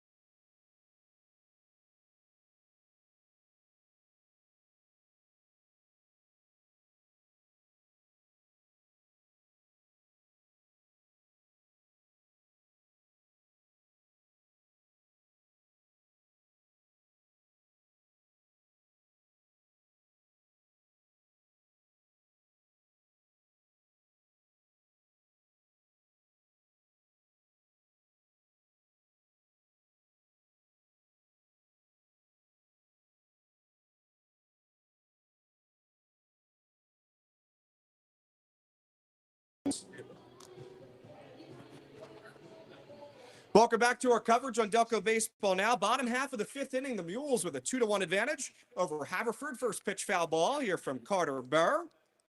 He'll lead us off in the bottom of the fifth. Burr was a strikeout victim of Boyles. Jimmy, 5 strikeouts today. Burr struck out looking in his first plate appearance. Again, glad you could join us here on Delco Baseball Now. David Shapansky, Brendan Ricciardi with you. Difference today was the Michael Canfield hit to second base, brought in 2 runs. Upstairs, it's 1-1 on the fastball to Burr. Carter Burr in the district playoffs, 3 for 12. Had a 2 RBI day against Chambersburg, was 2 for 3 in that game. Burr, a senior, listed as 5'10". The wind beginning to pick up a little bit as well here. Some spectators beginning to put on some sweatshirts. Pretty nice here in the booth, though, Brendan. 1-1 pitch. Again, hit off the end of the bat. Roller over to second base. Andrew Brown on a few hops. Throws to Poutsey for the first out. Another ground ball in this game. We've seen a lot of them with both starting pitchers. First baseman number 18, Cooper Burr. Cooper Burr, the first baseman for Muhlenberg, is 0 for 1 today with a ground out to the third baseman Kelleher. Also reached with a hit by pitch to begin this game, and that started off the rally for the Mules. In the first inning, it was a hit by pitch by Burr, strikeout from Frias, and then Moody walked. Then Cole Moody had the fielder's choice. Vargas with the walk. There was 2 outs, and the bases loaded, and then Canfield came up with a hit to second base. Again, depending on how you view it, could have been scored either a single or an error. It took a really tough hop on Brown. It was also a hard-hit baseball. The 1-0 was a called strike. It's 1-1. Muhlenberg 17-8 overall this season. Again, a team that has dominated at home. 9-2 here at Gocknauer Stadium this season. Foul back towards the Haverford dugout. It's 1-2, so Boyle works ahead. Muhlenberg, again, averages about 5 runs per game this season. They only give up about 4 runs per game. But again, the pitching after Cole Moody has been the question for the Mules. But luckily for Muhlenberg, it's only been the Cole Moody show so far through the first 5 innings. It's only allowed the 1 run.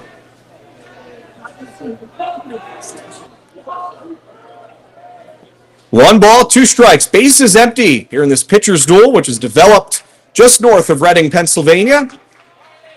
Haverford's first ever state playoff appearance. The 1-2 fastball just outside. And again, you see that outside portion of the plate to righty is not being called a strike. That pitch did seem just a little bit off the plate. 2-2 pitch from Boyle. Again tries the outside and fires way past Sturman, so it's full.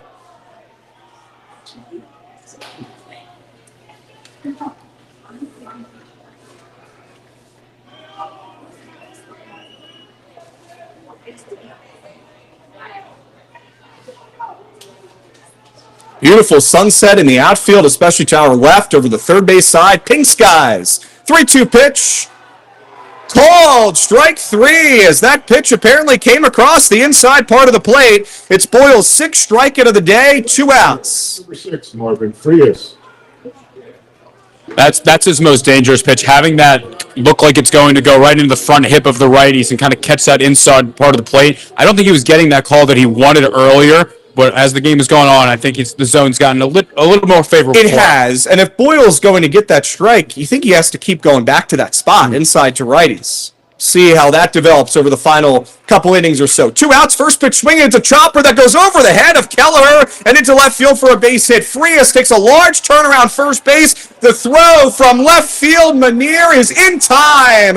Tag applied by Andrew Brown. A little defensive web jam by Bobby Manier to get the 3rd out here of the 5th inning. 5 full innings of this pitcher's duel officially completed here at Gocknauer Stadium. Muhlenberg 2, Haverford 1, 6 outs to work with for the Fords.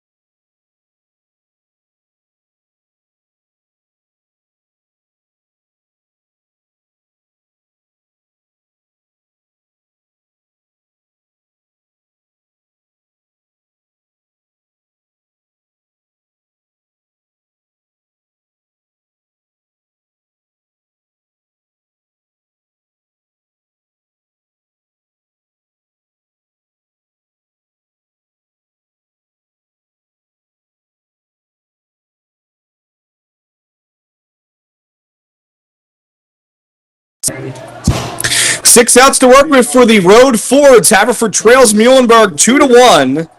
6, 7, and 8 due up for Haverford. The right fielder, Gavin Anderson, will lead us off against Cole Moody, who has 90 pitches through the first 5 innings. Fires a strike. It's 0-1. Moody did have a very quick 5th inning, and you can throw up to 105 pitches. You can start the batter if you're under 105. We see somebody throwing down the line there for Muhlenberg. I can't quite see a number. I think based off some of the guys you mentioned, you might be able to figure it out. 1 ball, 1 strike the count. The pitch from Moody off the outside corner. It's 2-1 to Anderson. Anderson is 0 for 1 today. Reached via an error in the 2nd inning. Also had a sacrifice bunt. Scored 1-3 in the 4th inning. Good play by the catcher Castillo. Hitter's count opportunity here for Anderson. It's 3-1. That might be John Martin, the DH, who's warming in the bullpen for the Mules. The 3-1 pitch on the outside corner. Good comeback from Moody. His 95th pitch of the day gets the count full. Top of the 6th inning. Fords looking to begin a rally. The 3-2 pitch hit on the ground over to second base. Roller to Bonte. Again, swarms it up. Fires to first. 1 away here in the 6th inning. Designated hitter, number 1. And Bonte has been very busy. That's his 3rd ground ball in the last 3 innings to Bonte.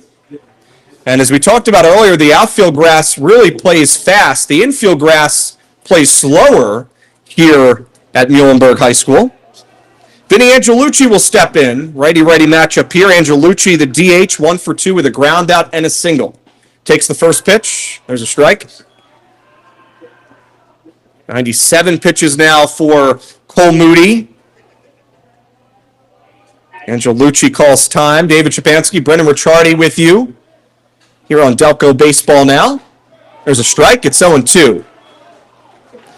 As we mentioned earlier, beautiful sunset here at Muhlenberg High School. They're doing a senior sunset behind us on the football field. Beautiful facility here at Muhlenberg High School. And Moody gets Angelucci to chase the rising fastball. 2 outs. Strikeout number 5 of the day for Moody. And again, you look at the numbers and the stats this season. Moody has had big strikeout games. He had 11 against Ephrata in the district playoffs where he threw 104 pitches, but he's also had games like today where he's pitched more to weak contact. Charlie Poutsey watches a strike. Poutsey has been aboard both times today. You could argue he's been the best hitter for Haverford. A double and a walk. 0-2. Moody ever so close to 100 pitches. Now, I wonder if he's able to get out of this inning with a little under 105. Would they let him start the 7th or just get the reliever a fresh inning? Well, we'll find out an answer. It's a swing and a miss as Poutsey chases the high fastball. 6 strikeouts for the senior Cole Moody. Haverford down in order. Boyle comes back out to work. It's a 2-1 lead for Muhlenberg here in the bottom of the 6th.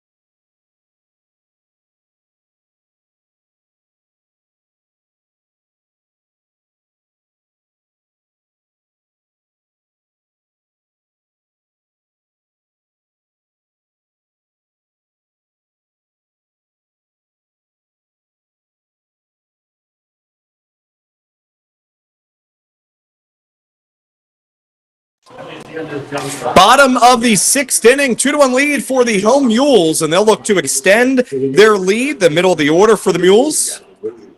Gavin Moody, Cole Moody, and Liam Vargas are the 3 hitters. 3, 4, and 5 due up for Muhlenberg. Quick score update. We have just been told Springfield has taken a 2-0 lead on the road at Southern Lehigh. Shane McCaffrey, 2-run single. Bases loaded, 2 outs in the top of the 7th. And what a second half of the season for Springfield.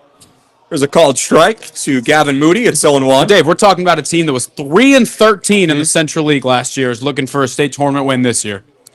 No balls, one strike, the count. Haverford playing in its only ever state playoff game. 0-1, hit in the air, out to center field. Click, started in, now backpedals, and he'll put it away for the first out here in the 6th. Moody with a good swing there, but right to the glove of Owen Click. Number 13, Cole Moody. Cole Moody, the pitcher, will step in now to face Jimmy Boyle. And Boyle has been really effective, Brennan. Just a little bit over 70 pitches for the right-hander for the Fords, Boyle. And he struggled in the first inning, but after that, you could really argue he's been more effective than Cole Moody. At least more efficient, we can say. Moody takes a called strike. Cole Moody entered today with a great run in the district playoffs, obviously on the mound, but he was also 6 for 15 at the plate. Great game against Mannheim, was 2 for 4 to begin the district run that, again, ended in District 3 6A champions for Muhlenberg, late time called by Cole Moody. But exactly what we expected, Brendan, down to the wire. Two teams led by their pitching staff, especially by their aces, battling here, and it's could come down to just the difference being that error, really, if you consider it an error or a hit there, that tough play by Andrew Brown at second.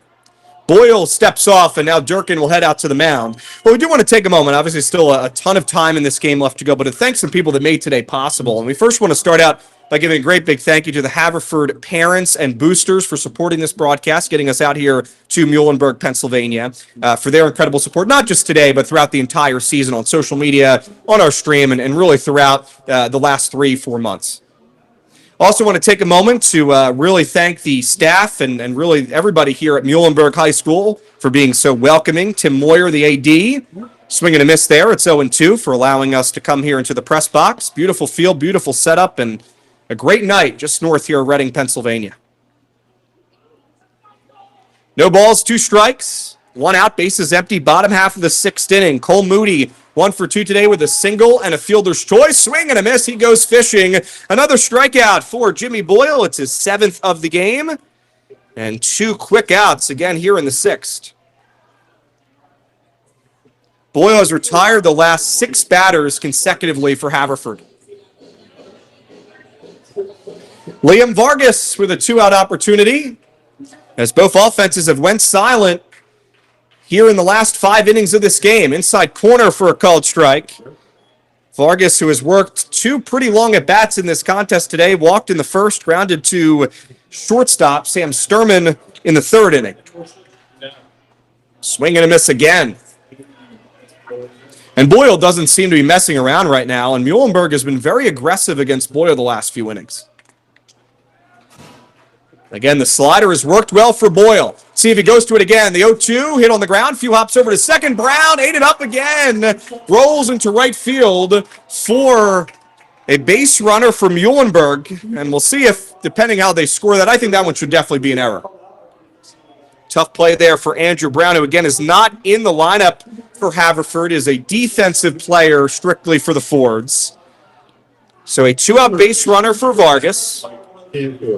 Mike Canfield with another opportunity, and this is drawing up very similar to that first inning, right? Brendan Canfield comes up, some help from the defensive miscues of the Fords. Canfield, a .272 hitter in the postseason run so far. And also, more importantly, you have to think about the fact that he's still using more pitches. Should Haverford come back, tie this game, or take the lead, those are pitches that he would love to have. And again, we're keeping an eye on the bullpen for the Mules. If John Martin comes in, somebody else comes in, or if Moody stays out there at least for 1 batter. That's what he would pretty much have to work with, barring 1 pitch, 1 out, or 2 pitches, 1 out. 0-1 to Canfield, the third baseman, runner at first. Boyle from the stretch. There goes Vargas. Pitch is fouled to the plate. Little hit-and-run action by Coach Kopetsky's squad. So Boyle's ahead, 0-2.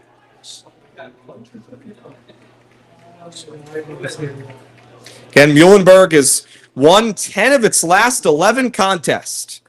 Put together a great schedule, especially here at home. They've caught fire and lead it 2-1.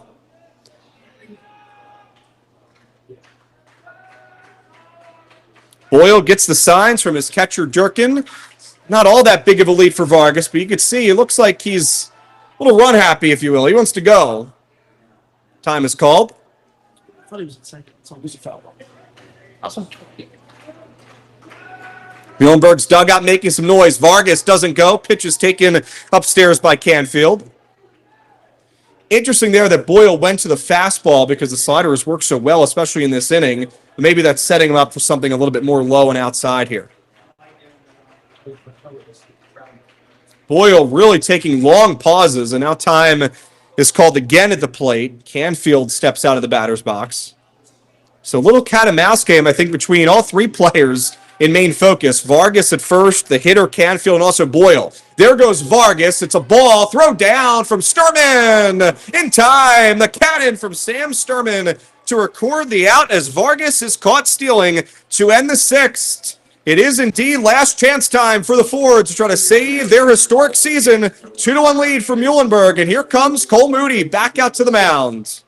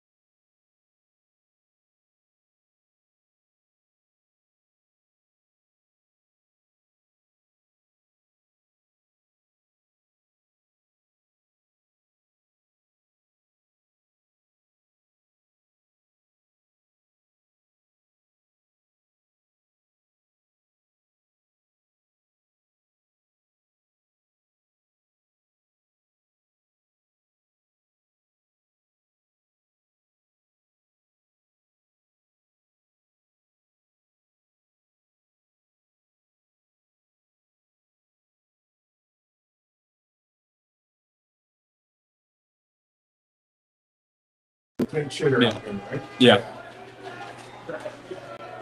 Henry Logendahl will step into the batter's box. Pinch hitter for Bobby Manier. Logendahl was 0 for 4 against Downingtown West. That was his only plate appearances in the district playoff run for the Fords. Takes the first pitch high. Cole Moody back to work. 103 pitches now. The 1-0 in there for a strike. So Moody, this will officially be his last batter. Can finish the batter even past 105 pitches, cannot start a new one here in the state playoffs. The 1-1 pitch to Logendahl. There's a called strike. It's 1-2. Top of the lineup is due up next with Jimmy Boyle and Shane Durkin to follow. 1 ball, 2 strikes. Moody could be his last pitch of the game. Swing and a miss, and it will be. It's a strikeout for Cole Moody, number 7 of the game, and the pinch hitter Logendahl is retired. So here comes Coach Kopetsky out of the home Mules dugout, and he will take the ball from his right-hander, Cole Moody, who I would imagine will get a very loud round of applause here at Muhlenberg High School. Moody, 9 complete games this season. He's 10-0, and barring a comeback here from Haverford, they just need 2 outs, and he would be 11-0 this season. Moody walks off the mound. There's the round of applause. We'll let you hear that as we go to break here on Delco Baseball Now. 2 outs left for Haverford to work with.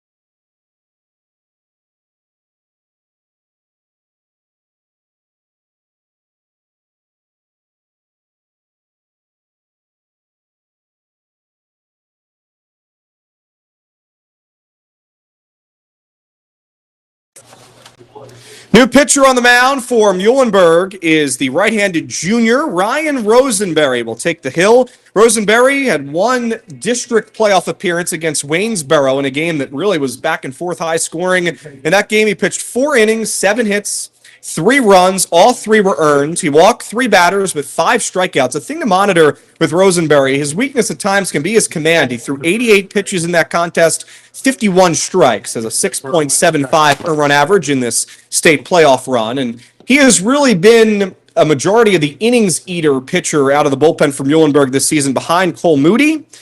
And he'll face the top of the lineup with Muhlenberg needing only 2 outs, Brendan. But, Brendan, I do want to get your thoughts. Obviously, a fantastic pitching performance by Cole Moody. Yeah, he just went right at these guys. I think early on from the start, both pitchers, I guess would say a little jumpy would probably be the best way to put it. But after that first inning, he got ahead early in a lot of these counts. He forced a lot of weak contact, and that's pretty much all you need to do in this situation. What I was impressed by Moody the most, I mean, he worked through some deep counts, right? We had mentioned last inning when Boyle started with 69 pitches, Moody had 90, but he didn't really let the amount of pitches he was throwing affect him. The command it got better as the game went on. And I thought, too, you also saw Moody, and Boyle did the same in Jimmy's corner as well, adjusted because in the first inning, both of these pitchers were very fastball dependent. And as the game went on, they realized that they needed to switch, incorporate the off-speed pitches more. And once they both did, I mean, it's been 0-0-0-0-0 for days on the scoreboard. Can also confirm Springfield has won. They will be heading to take on Ruston. Wow, it's a big matchup. They'll have a local matchup. Tough test with Vanderbilt recruit A.J. Callio on the bump for sure, but these guys have been proving everyone wrong all season long. Hopefully we'll have coverage for you on Thursday of that game. We'll keep you updated. 1 out, last chance again for the Fords. Really a truly historic season. First ever state playoff run for Haverford. Central League champs, undefeated Central League champs. Takes the first pitch outside. It's 1-0 to Jimmy Boyle. Boyle, who, as we mentioned throughout this entire broadcast and season, is a guy that likes to play with his, shows his emotions, very passionate guy, and he has a big chance to come through for his team. The 1-0 pitch. It's in the dirt, 2-0. And really, obviously still 2 outs left to work with, but what a career Jimmy Boyle has had at Haverford. I mean, of course, on the mound, right? Really, only player you can think of on the main line or in Delco that is rival what Boyle has done is Austin Havertine the last couple years, but these two are truly an elite company and will go down as 2 of the best pitchers that we'll see in our time, at least covering Delco over the last few years. 2-0 pitch to Boyle. He's taking all the way. It's outside. It's 3-0. And it seems like Coach Miller has given the info to his dugout that Rosenberry will struggle with his command. 88 pitches, only 51 strikes against Waynesboro. Kind of want to make him come to you. And so far, Boyle has forced him behind in the count 3-0. The pitch. There's a strike. Had to be. Boyle was taking all the way. Jimmy today, 1 for 3 with a single, a ground out, and a strikeout. I don't think he's in auto-take mode here, but I think he's going to be very cautious. I would take another. The 3-1 pitch. Outside, ball 4. He does take, and Jimmy Boyle is aboard with a 1-out walk, and not what the Mules wanted as the first batter Rosenberry faces out of the pen. Once Cole Moody is out of the game, is a walk.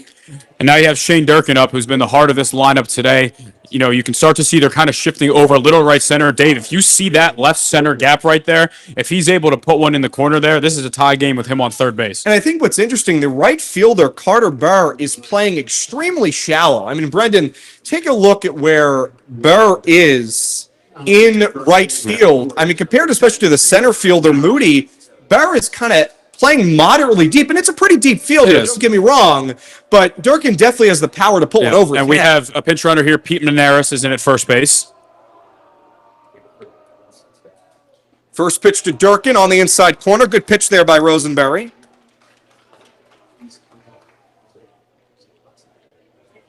So Pete Menares into the game for the visiting Fords. Courtesy runner for Jimmy Boyle. Not getting a huge lead. The 0-1 almost hit Durkin. He gets away from the catcher, Castillo, and the Fords have a runner in scoring position with only 1 away. A wild pitch by the right-hander, Rosenberry, and the Fords have a chance.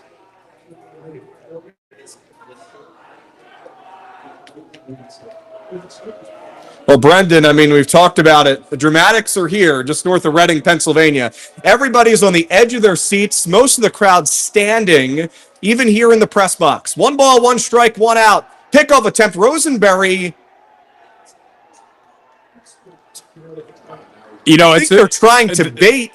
They were trying to do Boyle, but we used to practice this with Menares. Now we used to do this where you kind of faked that you threw the ball away. Menares he wanted no part of that.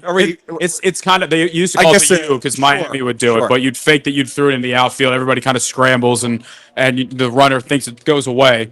But he was clearly prepared for that one. And Menares was just standing put on second. And this is where Haverford has already made 2 base running mistakes today that have hurt them earlier in this game. Obviously can't afford another. 1 ball, 1 strike to Durkin. Probably the best hitter in this lineup. The 1-1 whacked foul. Durkin a little bit late. I will say that that play works a lot. It looks kind of goofy when it does. It does. They don't really know when to stop. Everybody's staring. They don't really know when to stop searching for the ball. Now Castillo relays some signs in front of home plate. Again, Shane Durkin, earlier this season, a couple weeks ago, became the program leader all-time Haverford High School hits in his high school career. Another knock here should tie the game. Menares with good speed at second. Rosenberry comes set from the stretch. The 1-2, hit on the ground, through the hole into right field for a base hit. Menares gets the wave around. Here he comes. The throw to the plate is in time. The Mules fire a strike. Castillo applies the tag. And the relay cuts down the run at home plate. 2 away. Well, that was an absolute bullet of a throw. And shout out Castillo behind the plate. That took a tough short hop. Like, that's a bit underrated in it. It took a short hop there. He was able to catch it, get the tag on. A good call, good all the way around. But just an unbelievable seed of a throw. And I think now their coach wants to go out, kind of just calm things down for a second. Carter Burr with the strike to Castillo. And it really wasn't close. Menares, at least in terms of the ball, beat him to the plate a few steps in front. Brendan, again, I understand. Obviously, Coach Miller wants to do everything he can to try to score that run, but 1 out, Kelleher, first and third. I'm sending him. I think it took a perfect throw, and they got a perfect throw. Like you mentioned, their outfield was playing very deep. So the right fielder was playing shallow. That was the only spot in the outfield in terms of 3 outfielders in terms of depth. The shallowest was in right field. I think Durkin knew that and tried to go the other way and hit it on the ground. Well, more dramatics. 2 outs. Muhlenberg is 1 out away from a state playoff victory. The Fords still trailing 2-1 here in the top half of the 7th inning. Rocco Kelleher stands in as the last chance, and he struggled today. 0 for 3 with 2 strikeouts. Kelleher, 4 for 12 in the district playoffs after the mound visit. Rosenberry looks back. Durkin takes high, 1-0. And you're right, Brendan, the throw had to be perfect. And it was. It truly was. But again, one of those decisions where you have to think Coach Miller's thinking about right now, especially with your cleanup hitter at the dish. That's why. 3-0 hitter, I apologize. Still the meat of your order, top of the lineup. 1 ball, no strikes the count. Rosenberry will tie his shoes. And everybody is, if they weren't standing before, they're standing now, especially on the Muhlenberg side of things. There are spectators right near the dugout, hoping to celebrate a state playoff victory here in the 6A bracket. Durkin at second base. Kelleher heading the count. 1 ball and no strikes. The pitch. On the corner, 1-1. You can just feel how much weight every pitch has right now. You could see it even from Castillo when he receives the ball behind home plate. Just his motions. Everybody really feeling it. Pace of the game, even though it seems like it's speeding up, seems to be slowing down. Rosenberry's pitch. In there for a strike. It's 1-2. And the Fords are down to their final strike. Well, if I'm Rosenberry, I'm throwing that same pitch, but starting it away and having it end in the other batter's box. Make him think it's going to be a strike and have him chase, because he did not see it. Seemed like he saw it right out of the hand. Pretty large hole on the right side of the infield. Anything to right center should easily score the run. Rocco Kelleher behind in the count. 1 ball, 2 strikes. Rosenberry gets the signs. Muhlenberg leading 2-1. The pitch, whacked foul near the Haverford dugout. Look out. I think that's what he was trying to do. Just had a little too much of the plate there. Looked like Kelleher was expecting something slower. Was late, but was able to get a piece. 1 ball, 2 strikes the count. Haverford fans beginning to make some noise. So are the Mules fans on the third base side. 1 ball, 2 strikes. Here comes the pitch from Rosenberry. Called strike 3, and Muhlenberg has won a 6A state playoff game. Rosenberry slams the door, gets the save, and the Mules defeat Haverford by a final score of 2-1. Final score, Muhlenberg 2, Haverford 1. The Mules race all the way out to shallow center field and swarm the closer, Rosenberry. Ryan Rosenberry, who gets the strikeout of Rocco Kelleher.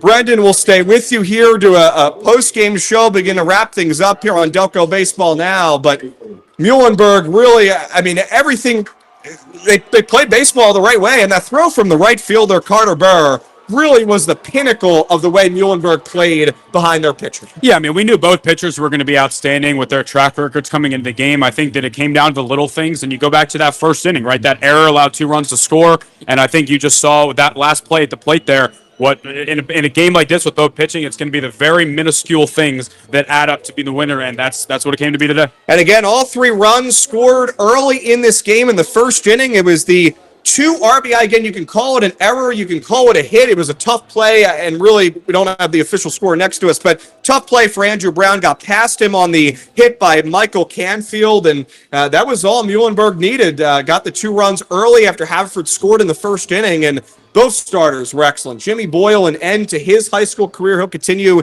his baseball career at Thomas Jefferson, but really just a phenomenal career for, all the Haverford seniors, but especially Boyle. I mean, like we mentioned earlier, I mean, I know that I'm sure Jimmy will go back and be frustrated with maybe some of the calls that didn't get his way in the first, or just some of his general command in the first inning, but when it's all said and done, I mean, him and Austin Havertine are really in a world of their own for what they've done. I think for Haverford, as we mentioned, Brendan, this is a program for the Fords that really struggled for some time. And, we mentioned the private schools really had the upper hand in the area, but for Haverford, it was always about trying to recruit some more talent. Boyle, Kelleher, Sturman, really the top, the sort of really built it together, and it's a credit to them for doing so. Yeah, I mean, like I said, when this freshman class got there, Jimmy was getting time, Shane was getting time as freshmen. They watched them go from 6-10 to 10-6 in the Central League to 15-1 to 16-0. And if you want a definition of leave it better than you found it, that's what these guys have done. And head coach Brian Miller's done an unbelievable job taking over for this program, and I have no doubt that they'll be right back in this situation in the future.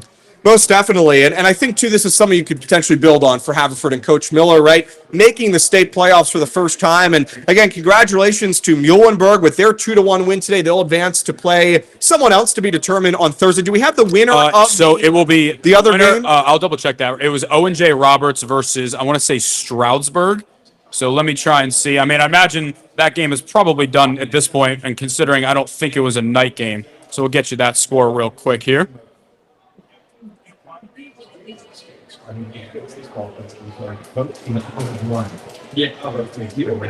That game. But while Brendan works on that, again, That I will want to be mention. Owen J. Roberts is who they will be playing. So they'll play Owen J. Roberts here. I don't on believe Thursday. It will not be here because only the first round is by the home team. It'll Sure. be neutral site, maybe a little bit closer to them. OJR is at Pottstown. Correct, Should be yeah. maybe in the middle, not too far away, Yeah, down the turnpike. But again, did want to mention too, Carter Burr, the right fielder, a freshman for Muhlenberg, who made the throw to gun down the tying run at the plate in Maneras, who pinch ran for Jimmy Boyle. And again, if there was an inning to go back and watch, if we were doing a post-game show where we had the ability to pull up highlights, we would pull up highlights from that inning. And with the save there for Muhlenberg was Ryan Rosenberry. Well, that will do it for us from Muhlenberg High School. Again, final score, Muhlenberg 2, Haverford 1. Again, did want to give a big thank you, of course, to everybody who tuned in throughout the season. Well, more coverage for you throughout the summer with some Little League content. Hey, we're not done with high school yet. As well. So for anyone listening, tomorrow we will have the Barrett All-Star game. Yep. That is the Central League versus,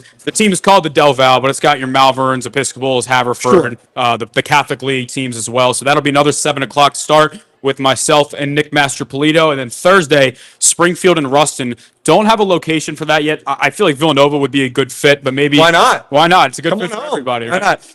I did want to mention, too, just that game tomorrow. If you have a chance, hopefully you can tune in here on our airwaves. It's obviously the way we would like you to. But if you can, come on out even to Marple Newtown, because that game is such a special environment. The players love it. I know that for some of the Catholic schools, they have the baccalaureate mass, so sometimes they're a little late, and sometimes some of those guys, like the Bonner guys, will get into the game later in that contest. But if you haven't had a chance to come out to a Barrett All-Star game, I definitely recommend doing so. Marple Newtown, I think, is one of the best fields, if not the best field in Delaware County and near the main line. So definitely come check it out. And again, Thursday, Springfield will have that game for you here on Delco Baseball Now. And again, just also want to give a big thank you to the Haverford parents and the boosters for their support, sending us out here to Muhlenberg to cover this game. We appreciate so much of tremendous support. Lucas Rothstein's dad, who does a great job, all the photography, really leading the way there. We appreciate him and appreciate all the parents. And then again, the staff here at Muhlenberg, everybody here in the press box, the AD, Tim Moyer,